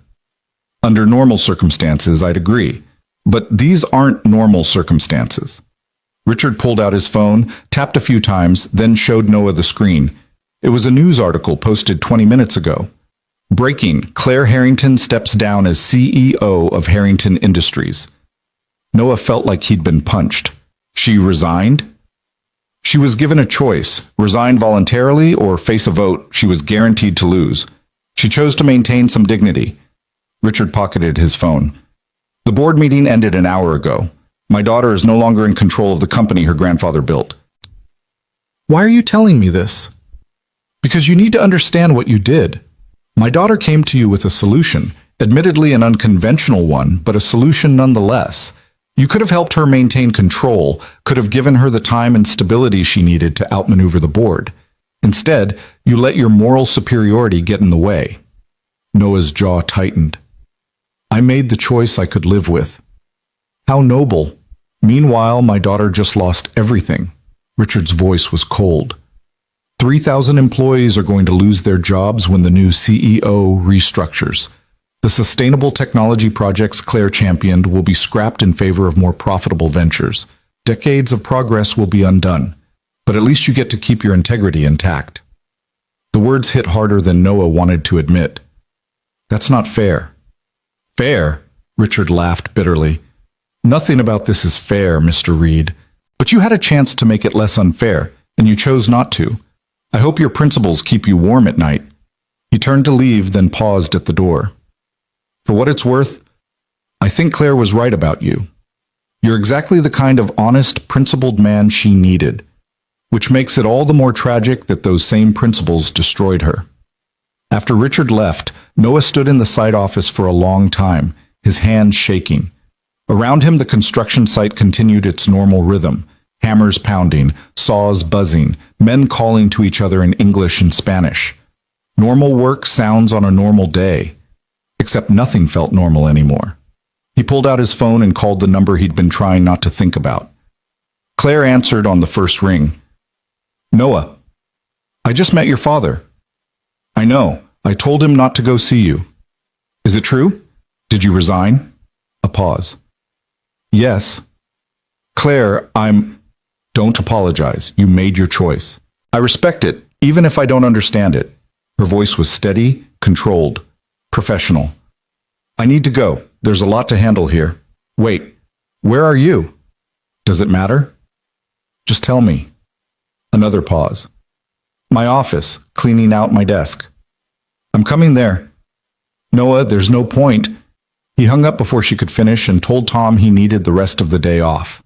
He didn't wait for approval, just headed for the subway, still wearing his work clothes, still covered in dust and sweat. The security guard at Harrington Industries looked at him with recognition this time. "Mr. Reed, I'm afraid Mrs. Harrington is no longer—" "I know, I need to see her anyway." "Sir, I can't just let you—" "Then call her. Tell her Noah Reed is here and he's not leaving until she sees him." The guard made the call, spoke quietly into his phone, then looked surprised. "She says to send you up." The elevator ride to the 42nd floor felt longer this time, each floor ticking by with agonizing slowness. When the doors opened, the reception area was different. Boxes stacked everywhere, people moving with the frenetic energy of corporate chaos. Jennifer, the receptionist, looked haggard. "Mr. Reed, she's in her office." The door was open. Inside, Claire stood by those floor-to-ceiling windows, the same position she'd been in last night, looking out at the city that had just chewed her up and spit her out. Her office was half-packed, boxes filled with personal items that Noah hadn't even realized she kept here. She didn't turn when he entered. "You shouldn't have come. Your father ambushed me at my work site." "I know. I'm sorry." He's angry and he's lashing out. Don't take it personally. He said 3,000 people are going to lose their jobs. Probably more. The new CEO is known for aggressive restructuring. Her voice was flat, emotionless. The Sustainable Technology Division will be shuttered within 3 months. Everything I've built for the last 5 years, gone. Noah moved to stand beside her at the window. From up here, the city looked the same as it had 2 weeks ago. But everything else had changed. I didn't know it would be this bad. How could you? I didn't tell you the full extent of what was at stake. She finally turned to look at him, and he saw the exhaustion in her face, the defeat. I was trying to manipulate you with money. I didn't think you'd respond to anything else. What would you have told me? If you thought I'd listen? Claire laughed, a hollow, bitter sound. The truth, that Harrington Industries isn't just a company. It's a legacy, a responsibility, and the only thing I've ever been good at. That losing it doesn't just mean losing power or status. It means failing everyone who believed in me, everyone who trusted me to do better than the generation before. She turned back to the window. But you wouldn't have cared about that either. Why would you? It's not your problem. You're right. It's not my problem. Noah stepped closer. But you are. She looked at him sharply. What? Your father was wrong about one thing. He said my principles destroyed you. But you were already being destroyed, Claire, by a system that treats people like commodities, by a board that cares more about profit margins than human beings, by a world that convinced you the only way to survive was to become as cold and calculating as everyone else. So what? You came here to lecture me? No. I came here to tell you that I'm sorry. I'm sorry I couldn't be what you needed. I'm sorry the world you live in is so broken that my saying no cost you everything. And I'm sorry that I don't have a solution, because I'm just a construction worker from Queens, and this is way beyond anything I understand. Claire's composure finally cracked. Her eyes filled with tears that she blinked back furiously. Then why are you here? Because I couldn't let you think I didn't care. Because that conversation we had at the restaurant was real, and you deserve to know that it mattered, that you matter. He reached out hesitantly, then pulled her into a hug. For a moment she resisted, her body rigid with pride and pain. Then she broke, her arms wrapping around him, her face pressed against his shoulder, her shoulders shaking with silent sobs. They stood like that for a long time, two people who'd almost found a way to save each other and failed. Around them the city continued its indifferent business, and life moved forward the way it always did. When Claire finally pulled back, she wiped her eyes and tried to compose herself. I look terrible. You look human. She laughed, a real laugh this time, though still tinged with sadness. I suppose that's something. What happens now? I don't know. The board is installing their own CEO. I'll retain my shares and my seat on the board, but no real power. I'm being paid out my contract, enough money that I'll never have to work again, which somehow makes it worse. She looked around her office. I have to be out of here by the end of the day. Where will you go? I honestly don't know. I've worked here for 12 years, lived in that apartment for 8. Everything in my life has been structured around this company. She met his eyes. I have no idea who I am without it. Noah thought about that, about identity tied to occupation, to purpose, to the structures we build around ourselves. Maybe that's not the worst thing. How do you figure? Because now you get to find out who you are when you're not performing, what you want when nobody's telling you what to want. He squeezed her hand. It's terrifying, but it's also kind of freeing. Says the man who knows exactly who he is. I know who I've had to be. That's not the same thing. Noah smiled. We're both figuring it out, Claire, just in different ways. She looked at him for a long moment, something shifting in her expression. I have a question. Okay? That little girl you video called at the restaurant, Mia, would you let me meet her? Noah was surprised. Why? Because you talk about her like she's the center of your universe, and I want to understand what that looks like, what it means to care about someone more than you care about money or power or any of this. She gestured at the office around them. I want to know if I'm capable of that. You are. You just haven't had the chance. Then give me one. Please, let me meet her. Noah considered it. This wasn't part of any contract. There was no money involved, no negotiation, just a woman who'd lost everything asking for a chance to see what actually mattered. Okay, he said finally. There's a park near my apartment. We go there most Saturdays. You could meet us there. This Saturday? This Saturday. Claire nodded, something like relief crossing her face. Thank you. Don't thank me yet. 7-year-olds are brutal judges of character. Good. I could use some honesty. Noah left her there in her office, surrounded by boxes and memories and the ruins of everything she'd built. As he rode the elevator down, he thought about second chances and new beginnings and the strange way life sometimes worked.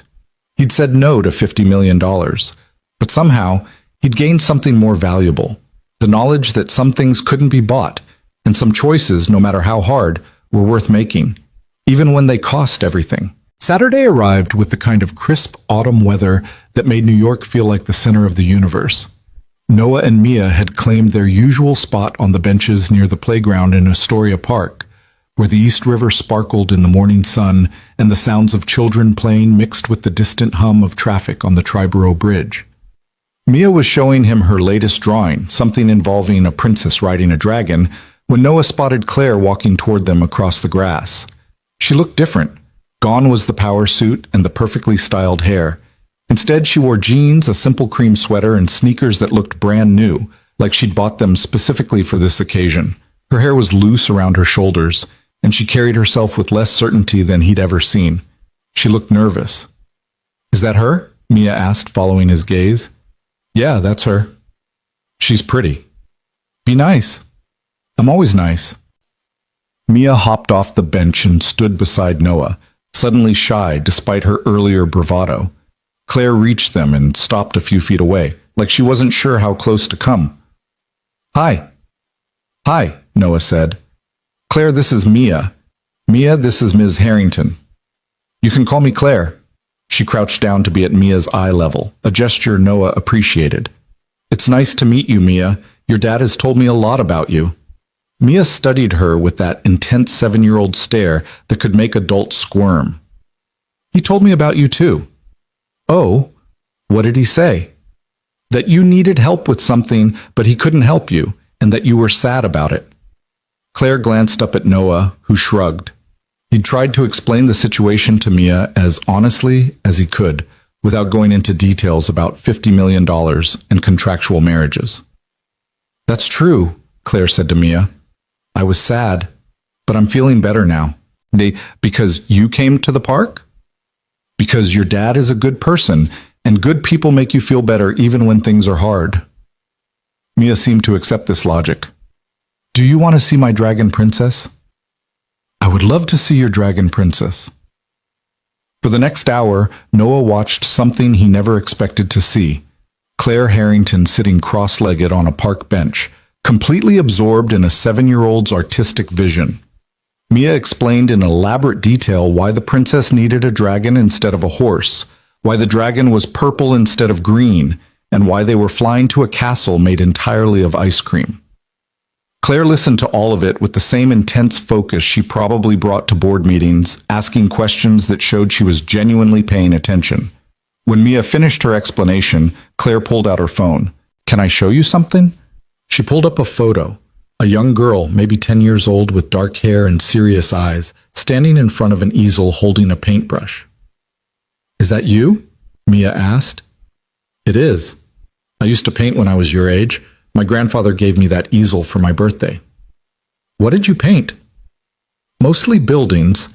I thought they were more serious than princesses and dragons. Claire smiled sadly. I wish I'd painted more princesses. It's not too late, Mia said, with the absolute certainty of a child who hadn't yet learned about regret. You could paint them now. Maybe I will. Noah felt something tighten in his chest watching them. Claire had been right to want to meet Mia. His daughter had a way of cutting through pretense and complication to reach the simple truth underneath. And the simple truth was that Claire was lonely, tired, and desperately trying to figure out who she was without the armor she'd worn for so long. After a while, Mia went to play on the swings with some other kids from her school, leaving Noah and Claire alone on the bench. Thank you for this, Claire said quietly, for letting me meet her. She likes you. She's being polite. She was raised well. No, she actually likes you. Trust me, when Mia doesn't like someone, she makes it very clear. Noah watched his daughter pump her legs on the swing, flying higher with each arc. She asked me last week if you were going to be her new mom. Claire went very still. What did you tell her? That it was complicated, that you were a friend who needed help, that sometimes grown-ups have to make hard choices. He turned to look at her. I didn't tell her about the money, about any of it. I wouldn't have expected you to. They sat in silence for a moment, watching Mia play. Then Claire spoke again, her voice barely above a whisper. I've been thinking about what you said, about not knowing who I am without the company. And? You were right. I spent my entire life being groomed to run Harrington Industries. Every decision, every relationship, every moment was about preparing me for that role. And now that it's gone, she trailed off. I feel like I'm floating, untethered. I wake up in the morning and don't know what I'm supposed to do. What do you want to do? I don't know. That's the problem. She pulled her sweater tighter around herself. Yesterday I spent 3 hours at my apartment just staring at the walls. I couldn't even decide what to eat for breakfast. It's pathetic. It's not pathetic, it's adjustment. It's failure. No, Noah said firmly. Failure would be giving up. This is just figuring out the next step. Claire looked at him with those intelligent gray-green eyes, and he saw something vulnerable there that made his heart ache. I don't know how to do that. I've always had a plan, a strategy, a clear path forward. Now I have nothing. You have time. You have resources. You have the freedom to choose what comes next. That's what terrifies me. What if I choose wrong? Then you choose again. Noah shifted to face her more fully. Claire, you're not defined by one company or one position. You're smart, capable, driven. You'll find something else that matters. But what if nothing else feels like it matters? Her voice cracked slightly. What if the company was the only thing I was good at? Before Noah could answer, Mia came running over, breathless and excited. Daddy, can Claire come with us to get pizza, please? Noah looked at Claire, raising an eyebrow in question. She looked startled, like she hadn't expected to be invited to continue the afternoon. I don't want to intrude. You're not intruding, Mia said with the blunt honesty of childhood. You look sad and pizza makes everyone feel better. That's what Daddy says. Claire's eyes met Noah's over Mia's head, and he saw the loneliness there, the desperate need for something normal and real. Pizza does make everyone feel better, he said. You should come. They went to Sal's, a tiny pizzeria 3 blocks from Noah's apartment that had been there for 40 years and served the kind of pizza that made tourists weep with joy. The place was packed, as it always was on Saturdays, and they had to wait 20 minutes for a table. While they waited, Mia peppered Claire with questions about everything from her favorite color to whether she'd ever seen a real dragon to what kind of ice cream she liked.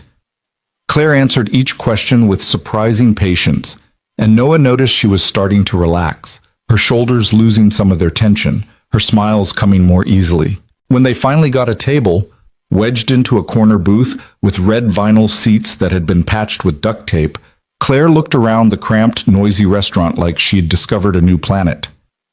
You come here often? She asked Noah.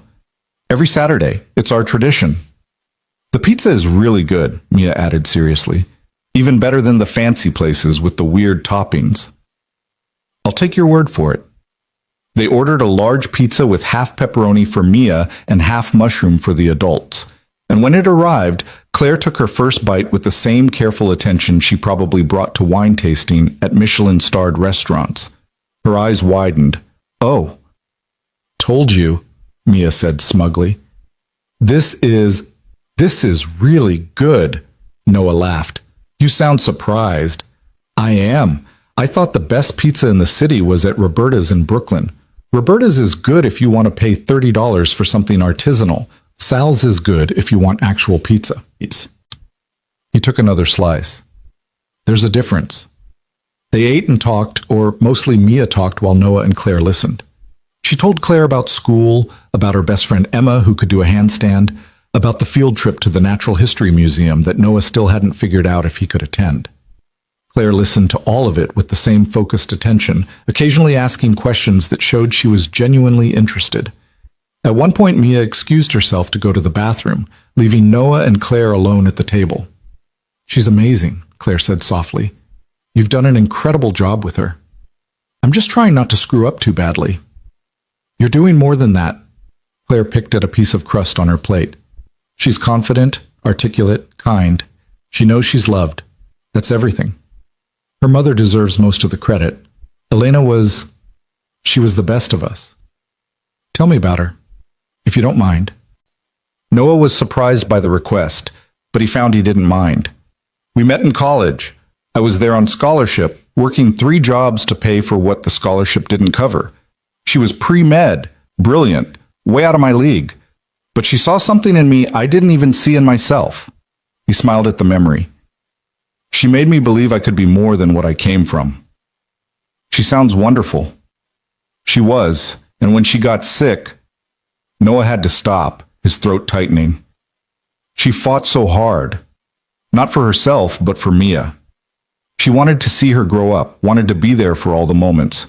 When it became clear she wouldn't make it, she made me promise that I'd never let Mia forget her. That I'd tell her stories, show her photos, keep her memory alive." "That's why you can't lie to her," Claire said quietly, understanding dawning in her eyes. "Why you couldn't take my offer. It wasn't just about integrity. It was about the promise you made to your wife." "Partly.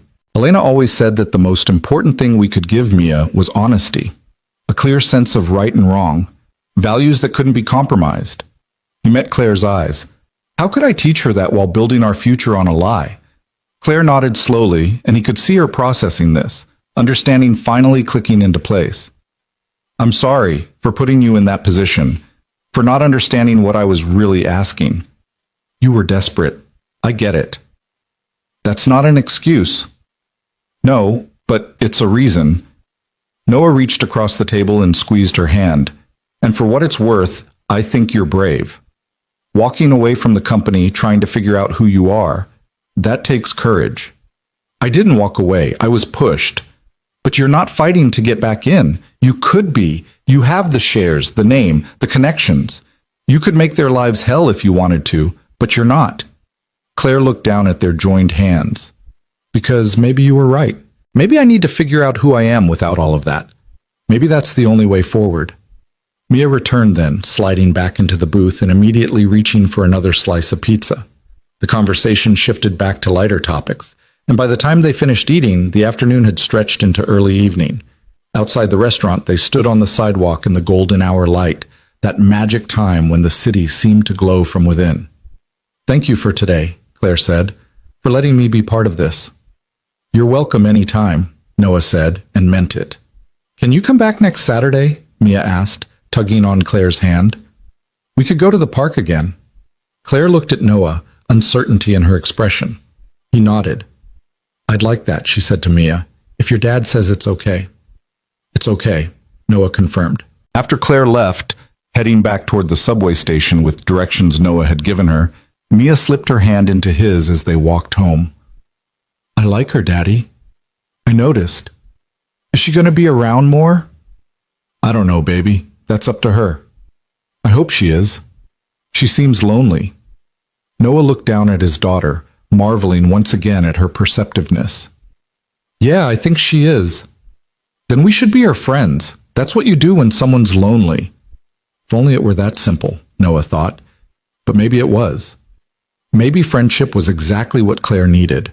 Not a contract or an arrangement or a business deal, but genuine human connection with no strings attached. That night, after Mia was asleep, Noah's phone buzzed with a text from Claire. "Thank you for today. I can't remember the last time I laughed that much, or felt that normal. I don't know if I deserve your kindness, but I'm grateful for it." He stared at the message for a long moment, then typed back, "Everyone deserves kindness, especially people who've forgotten what it feels like. See you next Saturday." Over the following weeks, Saturday afternoons became a routine. Claire would meet them at the park, and they'd spend a few hours together, sometimes playing, sometimes talking, sometimes just sitting in comfortable silence. Then they'd go to Sal's for pizza, and Mia would fill the space with her endless energy and stories. Gradually, almost imperceptibly, Claire began to change.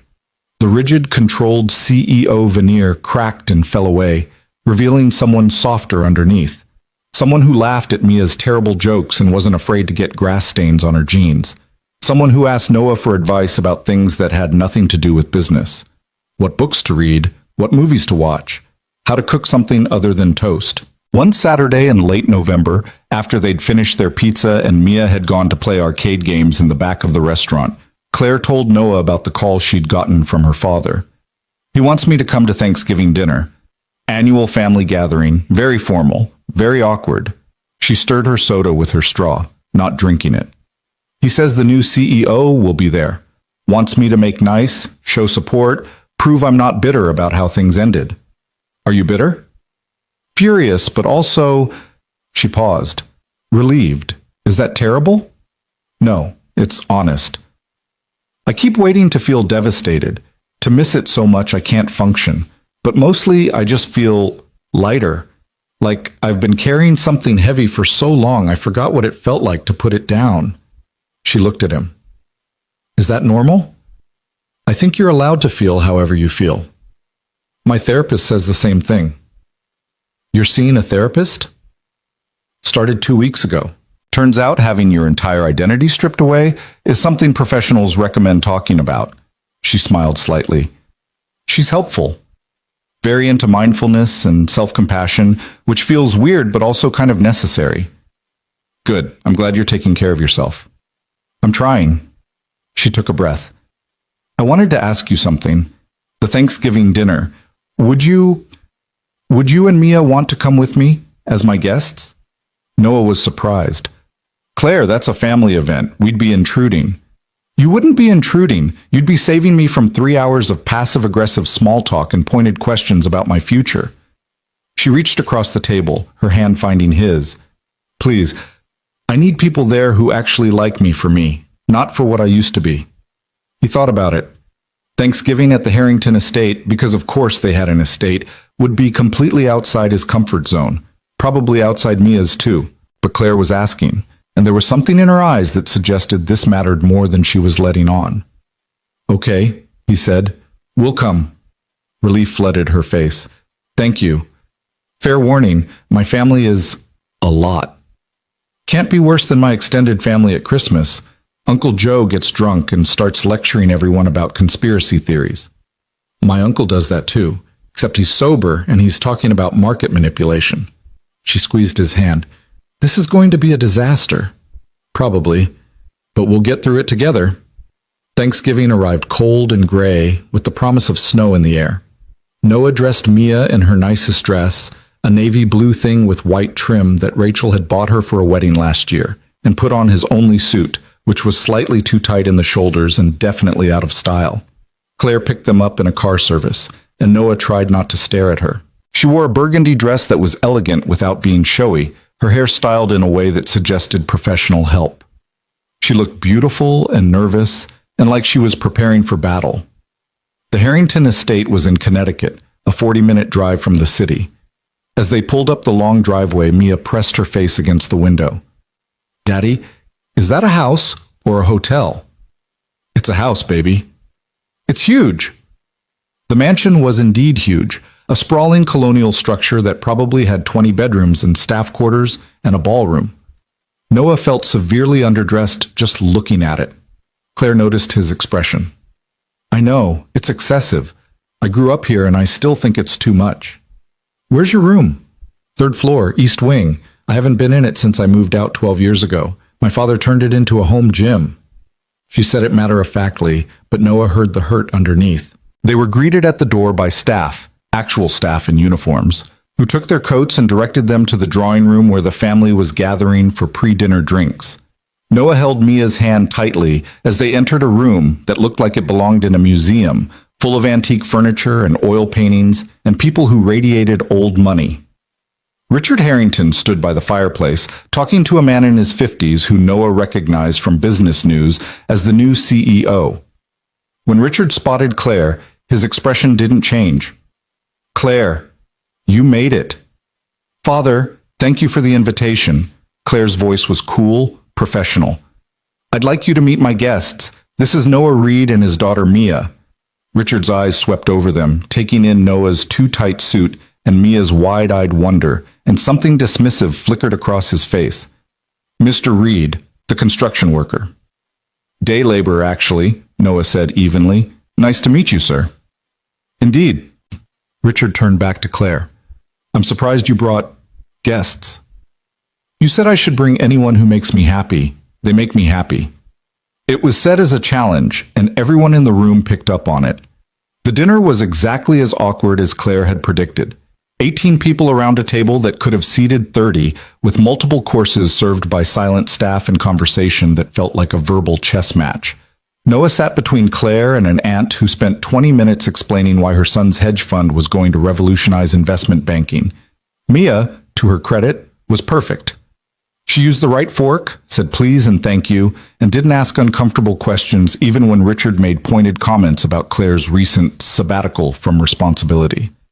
But Noah could feel the tension building in Claire beside him, her shoulders getting tighter with each passive-aggressive comment, each veiled criticism disguised as concern. It finally boiled over during dessert. Richard, 3 glasses of wine in, turned to Claire. So, daughter, what are your plans? Surely you're not going to waste your education and experience doing nothing. I'm not doing nothing. I'm figuring out what I actually want. At 34? Most people figure that out by 25. Most people aren't raised to subsume their entire identity into a family business. The table went quiet. Even the staff paused in their serving. Richard's jaw tightened. Everything I did was to prepare you for success. Everything you did was to prepare me to be you. There's a difference. Claire set down her fork with deliberate care. And I'm tired of pretending that was the same thing as love. Claire, her mother started, but Claire stood up. Thank you for dinner. It was lovely, as always, but I think we should go. Noah stood immediately, helping Mia out of her chair. Richard remained seated, his face flushed with anger or embarrassment, or both. Running away again, he said, just like you ran from the company when things got difficult. Claire turned back, and Noah saw something fierce in her expression. I didn't run from the company. I lost it because I refused to marry a stranger to satisfy a board of misogynists who couldn't accept that a woman could run it better than any man they'd choose. And you know what I learned from that? That I'd rather lose everything than compromise who I am to please people who will never be satisfied anyway. She walked out, and Noah followed with Mia, leaving a table full of shocked silence behind them. In the car on the way back to the city, Claire stared out the window, her jaw clenched. I'm sorry, she said finally. I shouldn't have brought you into that. It was selfish. It wasn't selfish, Noah said. You needed support. That's what friends do. Friends. She turned to look at him. Is that what we are? Aren't we? She smiled, small and sad and genuine. Yeah, I guess we are. Mia, who'd been quiet since they left, spoke up from her seat. Your dad isn't very nice. No, he's not. My grandpa wasn't nice either, Mia said, matter-of-factly. Daddy's dad. He yelled a lot and made Daddy sad. But Daddy says just because someone's family doesn't mean they get to be mean. Claire looked at Noah, surprised. He shrugged. Kids hear things. Might as well teach them to interpret them correctly. That's very wise. Claire reached over and took Mia's hand. Thank you for coming with me today, Mia. You made it much better than it would have been. You're welcome. Next Thanksgiving, you should just come to our place. Daddy makes really good turkey, and we watch movies, and it's way better than fancy dinners. I'd like that, Claire said, and Noah could hear in her voice that she meant it.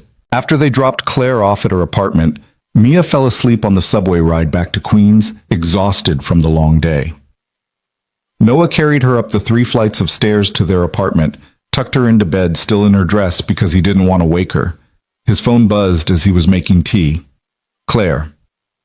I canceled the contract, the marriage agreement. I had my lawyers dissolve it completely. I should have done it weeks ago. But I kept thinking maybe I'd need it. Maybe there'd be some way to use it. But tonight made me realize I don't want that life anymore. I don't want any of it. I just wanted you to know. Noah stared at the message for a long time. That contract had represented everything. $50 million, security for Mia, a life free from financial worry. And Claire had just erased it completely, cutting off even the theoretical possibility.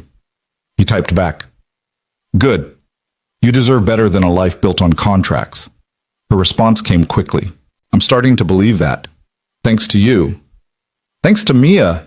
She's the one who sees through all the bullshit." "She gets that from her father." Noah smiled, then typed, "What are you doing for Christmas?" There was a long pause before she responded. "I don't know. Probably nothing. My family celebrations are usually obligation rather than joy." "Then come spend it with us. Nothing fancy, just dinner and bad Christmas movies and Mia's excitement about presents. But it'll be real." Another pause, longer this time. Then, "I'd love that. Thank you." Noah set down his phone and looked around his tiny apartment. The cramped kitchen, the secondhand furniture, the water stain on the ceiling that still looked like South America. He'd turned down $50 million to keep this life, to stay true to his values, to honor the promise he'd made to Elena. And somehow, in losing everything she'd built, Claire had found her way here too. To friendship, to honesty, to something real that couldn't be bought or negotiated. It wasn't what either of them had planned. But maybe, Noah thought, as he finished his tea and headed to bed, that was exactly the point. Christmas came to Queens with a dusting of snow that turned the streets briefly magical before the plows turned it all to gray slush. Noah spent Christmas Eve morning cleaning the apartment with a thoroughness that made Mia giggle. "Daddy, Claire has seen our place before. You don't have to make it perfect." "I'm not making it perfect. I'm making it presentable." He scrubbed at a stubborn stain on the kitchen counter. "There's a difference." "You're nervous." "I'm not nervous." "You cleaned the bathroom twice." Noah stopped scrubbing and looked at his daughter, who was sitting at their small kitchen table wrapping a present she'd made for Claire. She'd spent the last week working on it in secret, using construction paper and markers and what looked like an entire bottle of glitter. "Okay, maybe I'm a little nervous." "Why?" "It's just Claire." Just Claire. As if a billionaire CEO spending Christmas in their tiny apartment was a normal, everyday occurrence. But Mia was right in a way. Over the past month, Claire had become a regular presence in their lives. She'd come over for dinner twice, helped Mia with a school project about the solar system, and once showed up unannounced with ice cream when Noah mentioned he'd had a rough day at work. She was becoming part of their routine, their orbit, and that was both wonderful and terrifying in ways Noah couldn't fully articulate. The buzzer rang at 3 o'clock, exactly when Claire said she'd arrive. Noah pressed the intercom button. "It's me," Claire's voice crackled through the old speaker. "Come on up, 3rd floor." He opened the apartment door and waited, listening to her footsteps on the stairs. When she appeared on the landing, he almost didn't recognize her. She wore jeans and an oversized sweater, her hair in a simple ponytail, and she carried 2 shopping bags that looked heavy. "Merry Christmas," she said, slightly breathless from the climb. "Merry Christmas. You didn't have to bring anything." "I know, I wanted to." She stepped into the apartment and Noah saw her take it all in. The small artificial tree Mia had decorated with handmade ornaments, the string lights around the windows, the stockings hung on the wall with command hooks because they didn't have a fireplace. "It's perfect," Claire said quietly. "It's small." "It's home." "That makes it perfect." Mia came running from her room, nearly tackling Claire with a hug. "You came." "Of course I came. I promised, didn't I?" Claire hugged her back, and Noah noticed how natural the gesture looked now, how much easier Claire had become with physical affection over the past weeks. "I made you a present," Mia announced, "but you can't open it until tomorrow." "Tomorrow?" "Christmas rule. Presents get opened on Christmas morning. Right, Daddy?" "Right," Noah confirmed. "But we do have Christmas Eve traditions too. Hot chocolate, Christmas movies, and dinner." "Hope you're hungry." "Starving, actually. What are we having?" "Nothing fancy. Roast chicken, mashed potatoes, green beans, simple stuff." "Sounds perfect." They spent the afternoon in the kitchen together, Noah cooking while Claire helped and Mia provided running commentary on everything. Claire turned out to be a terrible cook. She'd burned the green beans twice before Noah gently suggested she focus on setting the table instead, but she laughed about it in a way that suggested she was genuinely enjoying herself despite the failure. I can negotiate billion-dollar contracts, but I can't cook vegetables, she said, shaking her head. That's embarrassing. Different skill sets, Noah said diplomatically. My skill set is increasingly useless in the real world. That's not true. You helped Mia with her solar system project, and it was the best one in her class. Because I'm good at research and presentation. Put me in front of a stove and apparently I'm hopeless. Everyone's good at different things, Mia said wisely. Daddy can't do cartwheels, but I can. That doesn't make him useless. Claire laughed, a real full laugh that made Noah smile. That's a very good point, Mia. Dinner was chaotic in the best way. The tiny kitchen table barely fit 3 people, and they had to navigate around each other to pass dishes, but it felt warm and alive in a way Noah's apartment usually didn't. Claire told stories about disastrous family Christmases from her childhood, and Mia countered with the year Noah had accidentally set the kitchen towel on fire, trying to flambe something he'd seen on a cooking show. You tried to flambe? Claire asked, eyebrows raised. I was trying to impress Mia's kindergarten teacher. We'd been dating for about 2 weeks. What happened? The fire alarm went off, the sprinklers came on, and she decided I was too high risk for a relationship. Claire was laughing so hard she had tears in her eyes. That's the most Noah story I've ever heard. What's that supposed to mean? It means you tried something completely outside your comfort zone because you cared about someone, and when it went badly, you were honest about it instead of making excuses. She wiped her eyes. That's very you. After dinner, they settled on the couch to watch Christmas movies. Mia wedged herself between Noah and Claire, clutching a mug of hot chocolate with marshmallows. They started with Home Alone, which Mia had seen a dozen times but still found hilarious. Halfway through the movie, Noah glanced over to find Claire watching Mia instead of the screen, her expression soft in the glow from the TV. You okay? He asked quietly. She nodded. I was just thinking about my Christmases growing up. They were always so formal. Catered dinners, expensive gifts that someone else had picked out, conversations that felt like performance art. She looked at him. This is the first Christmas I can remember that actually feels like Christmas. Glad we could provide the authentic experience, complete with burned green beans and a too small table. Especially because of those things. She reached across Mia to squeeze his hand. Thank you for including me. By the time the movie ended, Mia was fighting to keep her eyes open. Noah carried her to bed, tucking her in and listening to her sleepy requests for stories about her mother. Tell me about the Christmas when Mommy made the gingerbread house. Noah smiled, settling on the edge of her bed. She spent 3 days on that house, used real icing, candy canes for the pillars, gumdrops for the roof. It was a work of art. And then what happened? And then our neighbor's cat got in through a window we'd left open and ate half of it before we caught him. Mia giggled. Was Mommy mad? She laughed until she cried. Then she made another one, even better than the first. That was your mom. She never let setbacks stop her from trying again. I wish she was here. Noah's throat tightened. Me too, baby. Me too. But I'm glad Claire is here. Is that okay? To be glad about Claire even though I miss Mommy? That's more than okay. Your heart is big enough for both. Loving someone new doesn't mean you love someone else less. Mia thought about this, then nodded. Okay, good night, Daddy. Good night, sweetheart. Merry Christmas. Merry Christmas. When Noah returned to the living room, he found Claire standing by the window, looking out at the street below where a few people were walking home with last-minute gifts. Is she okay? Claire asked. She's good. She asked about her mother. Does she do that often? Most nights. I tell her stories, show her photos. Elena made me promise to keep her memory alive, and I take that seriously. Claire turned from the window. You're a good father, Noah. The best I've ever seen. I'm just doing what any parent should do. No. Most parents do the bare minimum. You do everything. She moved to sit on the couch, and Noah joined her. Can I ask you something? Sure. When Mia asked about her mother just now, did she mention me? Noah considered lying, protecting Claire from the weight of the question, but he'd promised himself he'd always be honest with her. She said she was glad you were here. Then she asked if it was okay to be glad about you while still missing her mom. Claire's eyes filled with tears. What did you tell her? That her heart was big enough for both. that loving someone new doesn't mean loving someone else less. Do you believe that? The question hung in the air between them, loaded with meaning that went far beyond Mia's innocent wondering.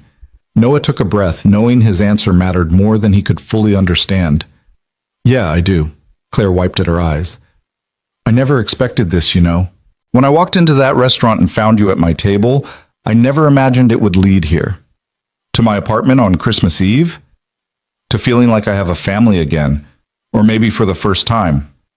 She looked at him, vulnerability written across her face. My parents gave me everything money could buy, but they never gave me this. This feeling of being wanted for who I am, not what I can provide. Claire, let me finish, please. She took his hand, her fingers trembling slightly. The last few months have been the hardest of my life.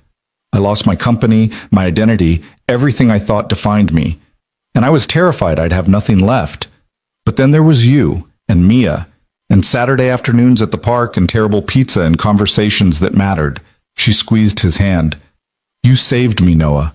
Both of you, and I don't know how to thank you for that. You don't need to thank us. We're just being your friends. It's more than that, and you know it. She shifted to face him more fully. I'm falling in love with you, with both of you. With this life you've built that's real and honest and everything mine never was.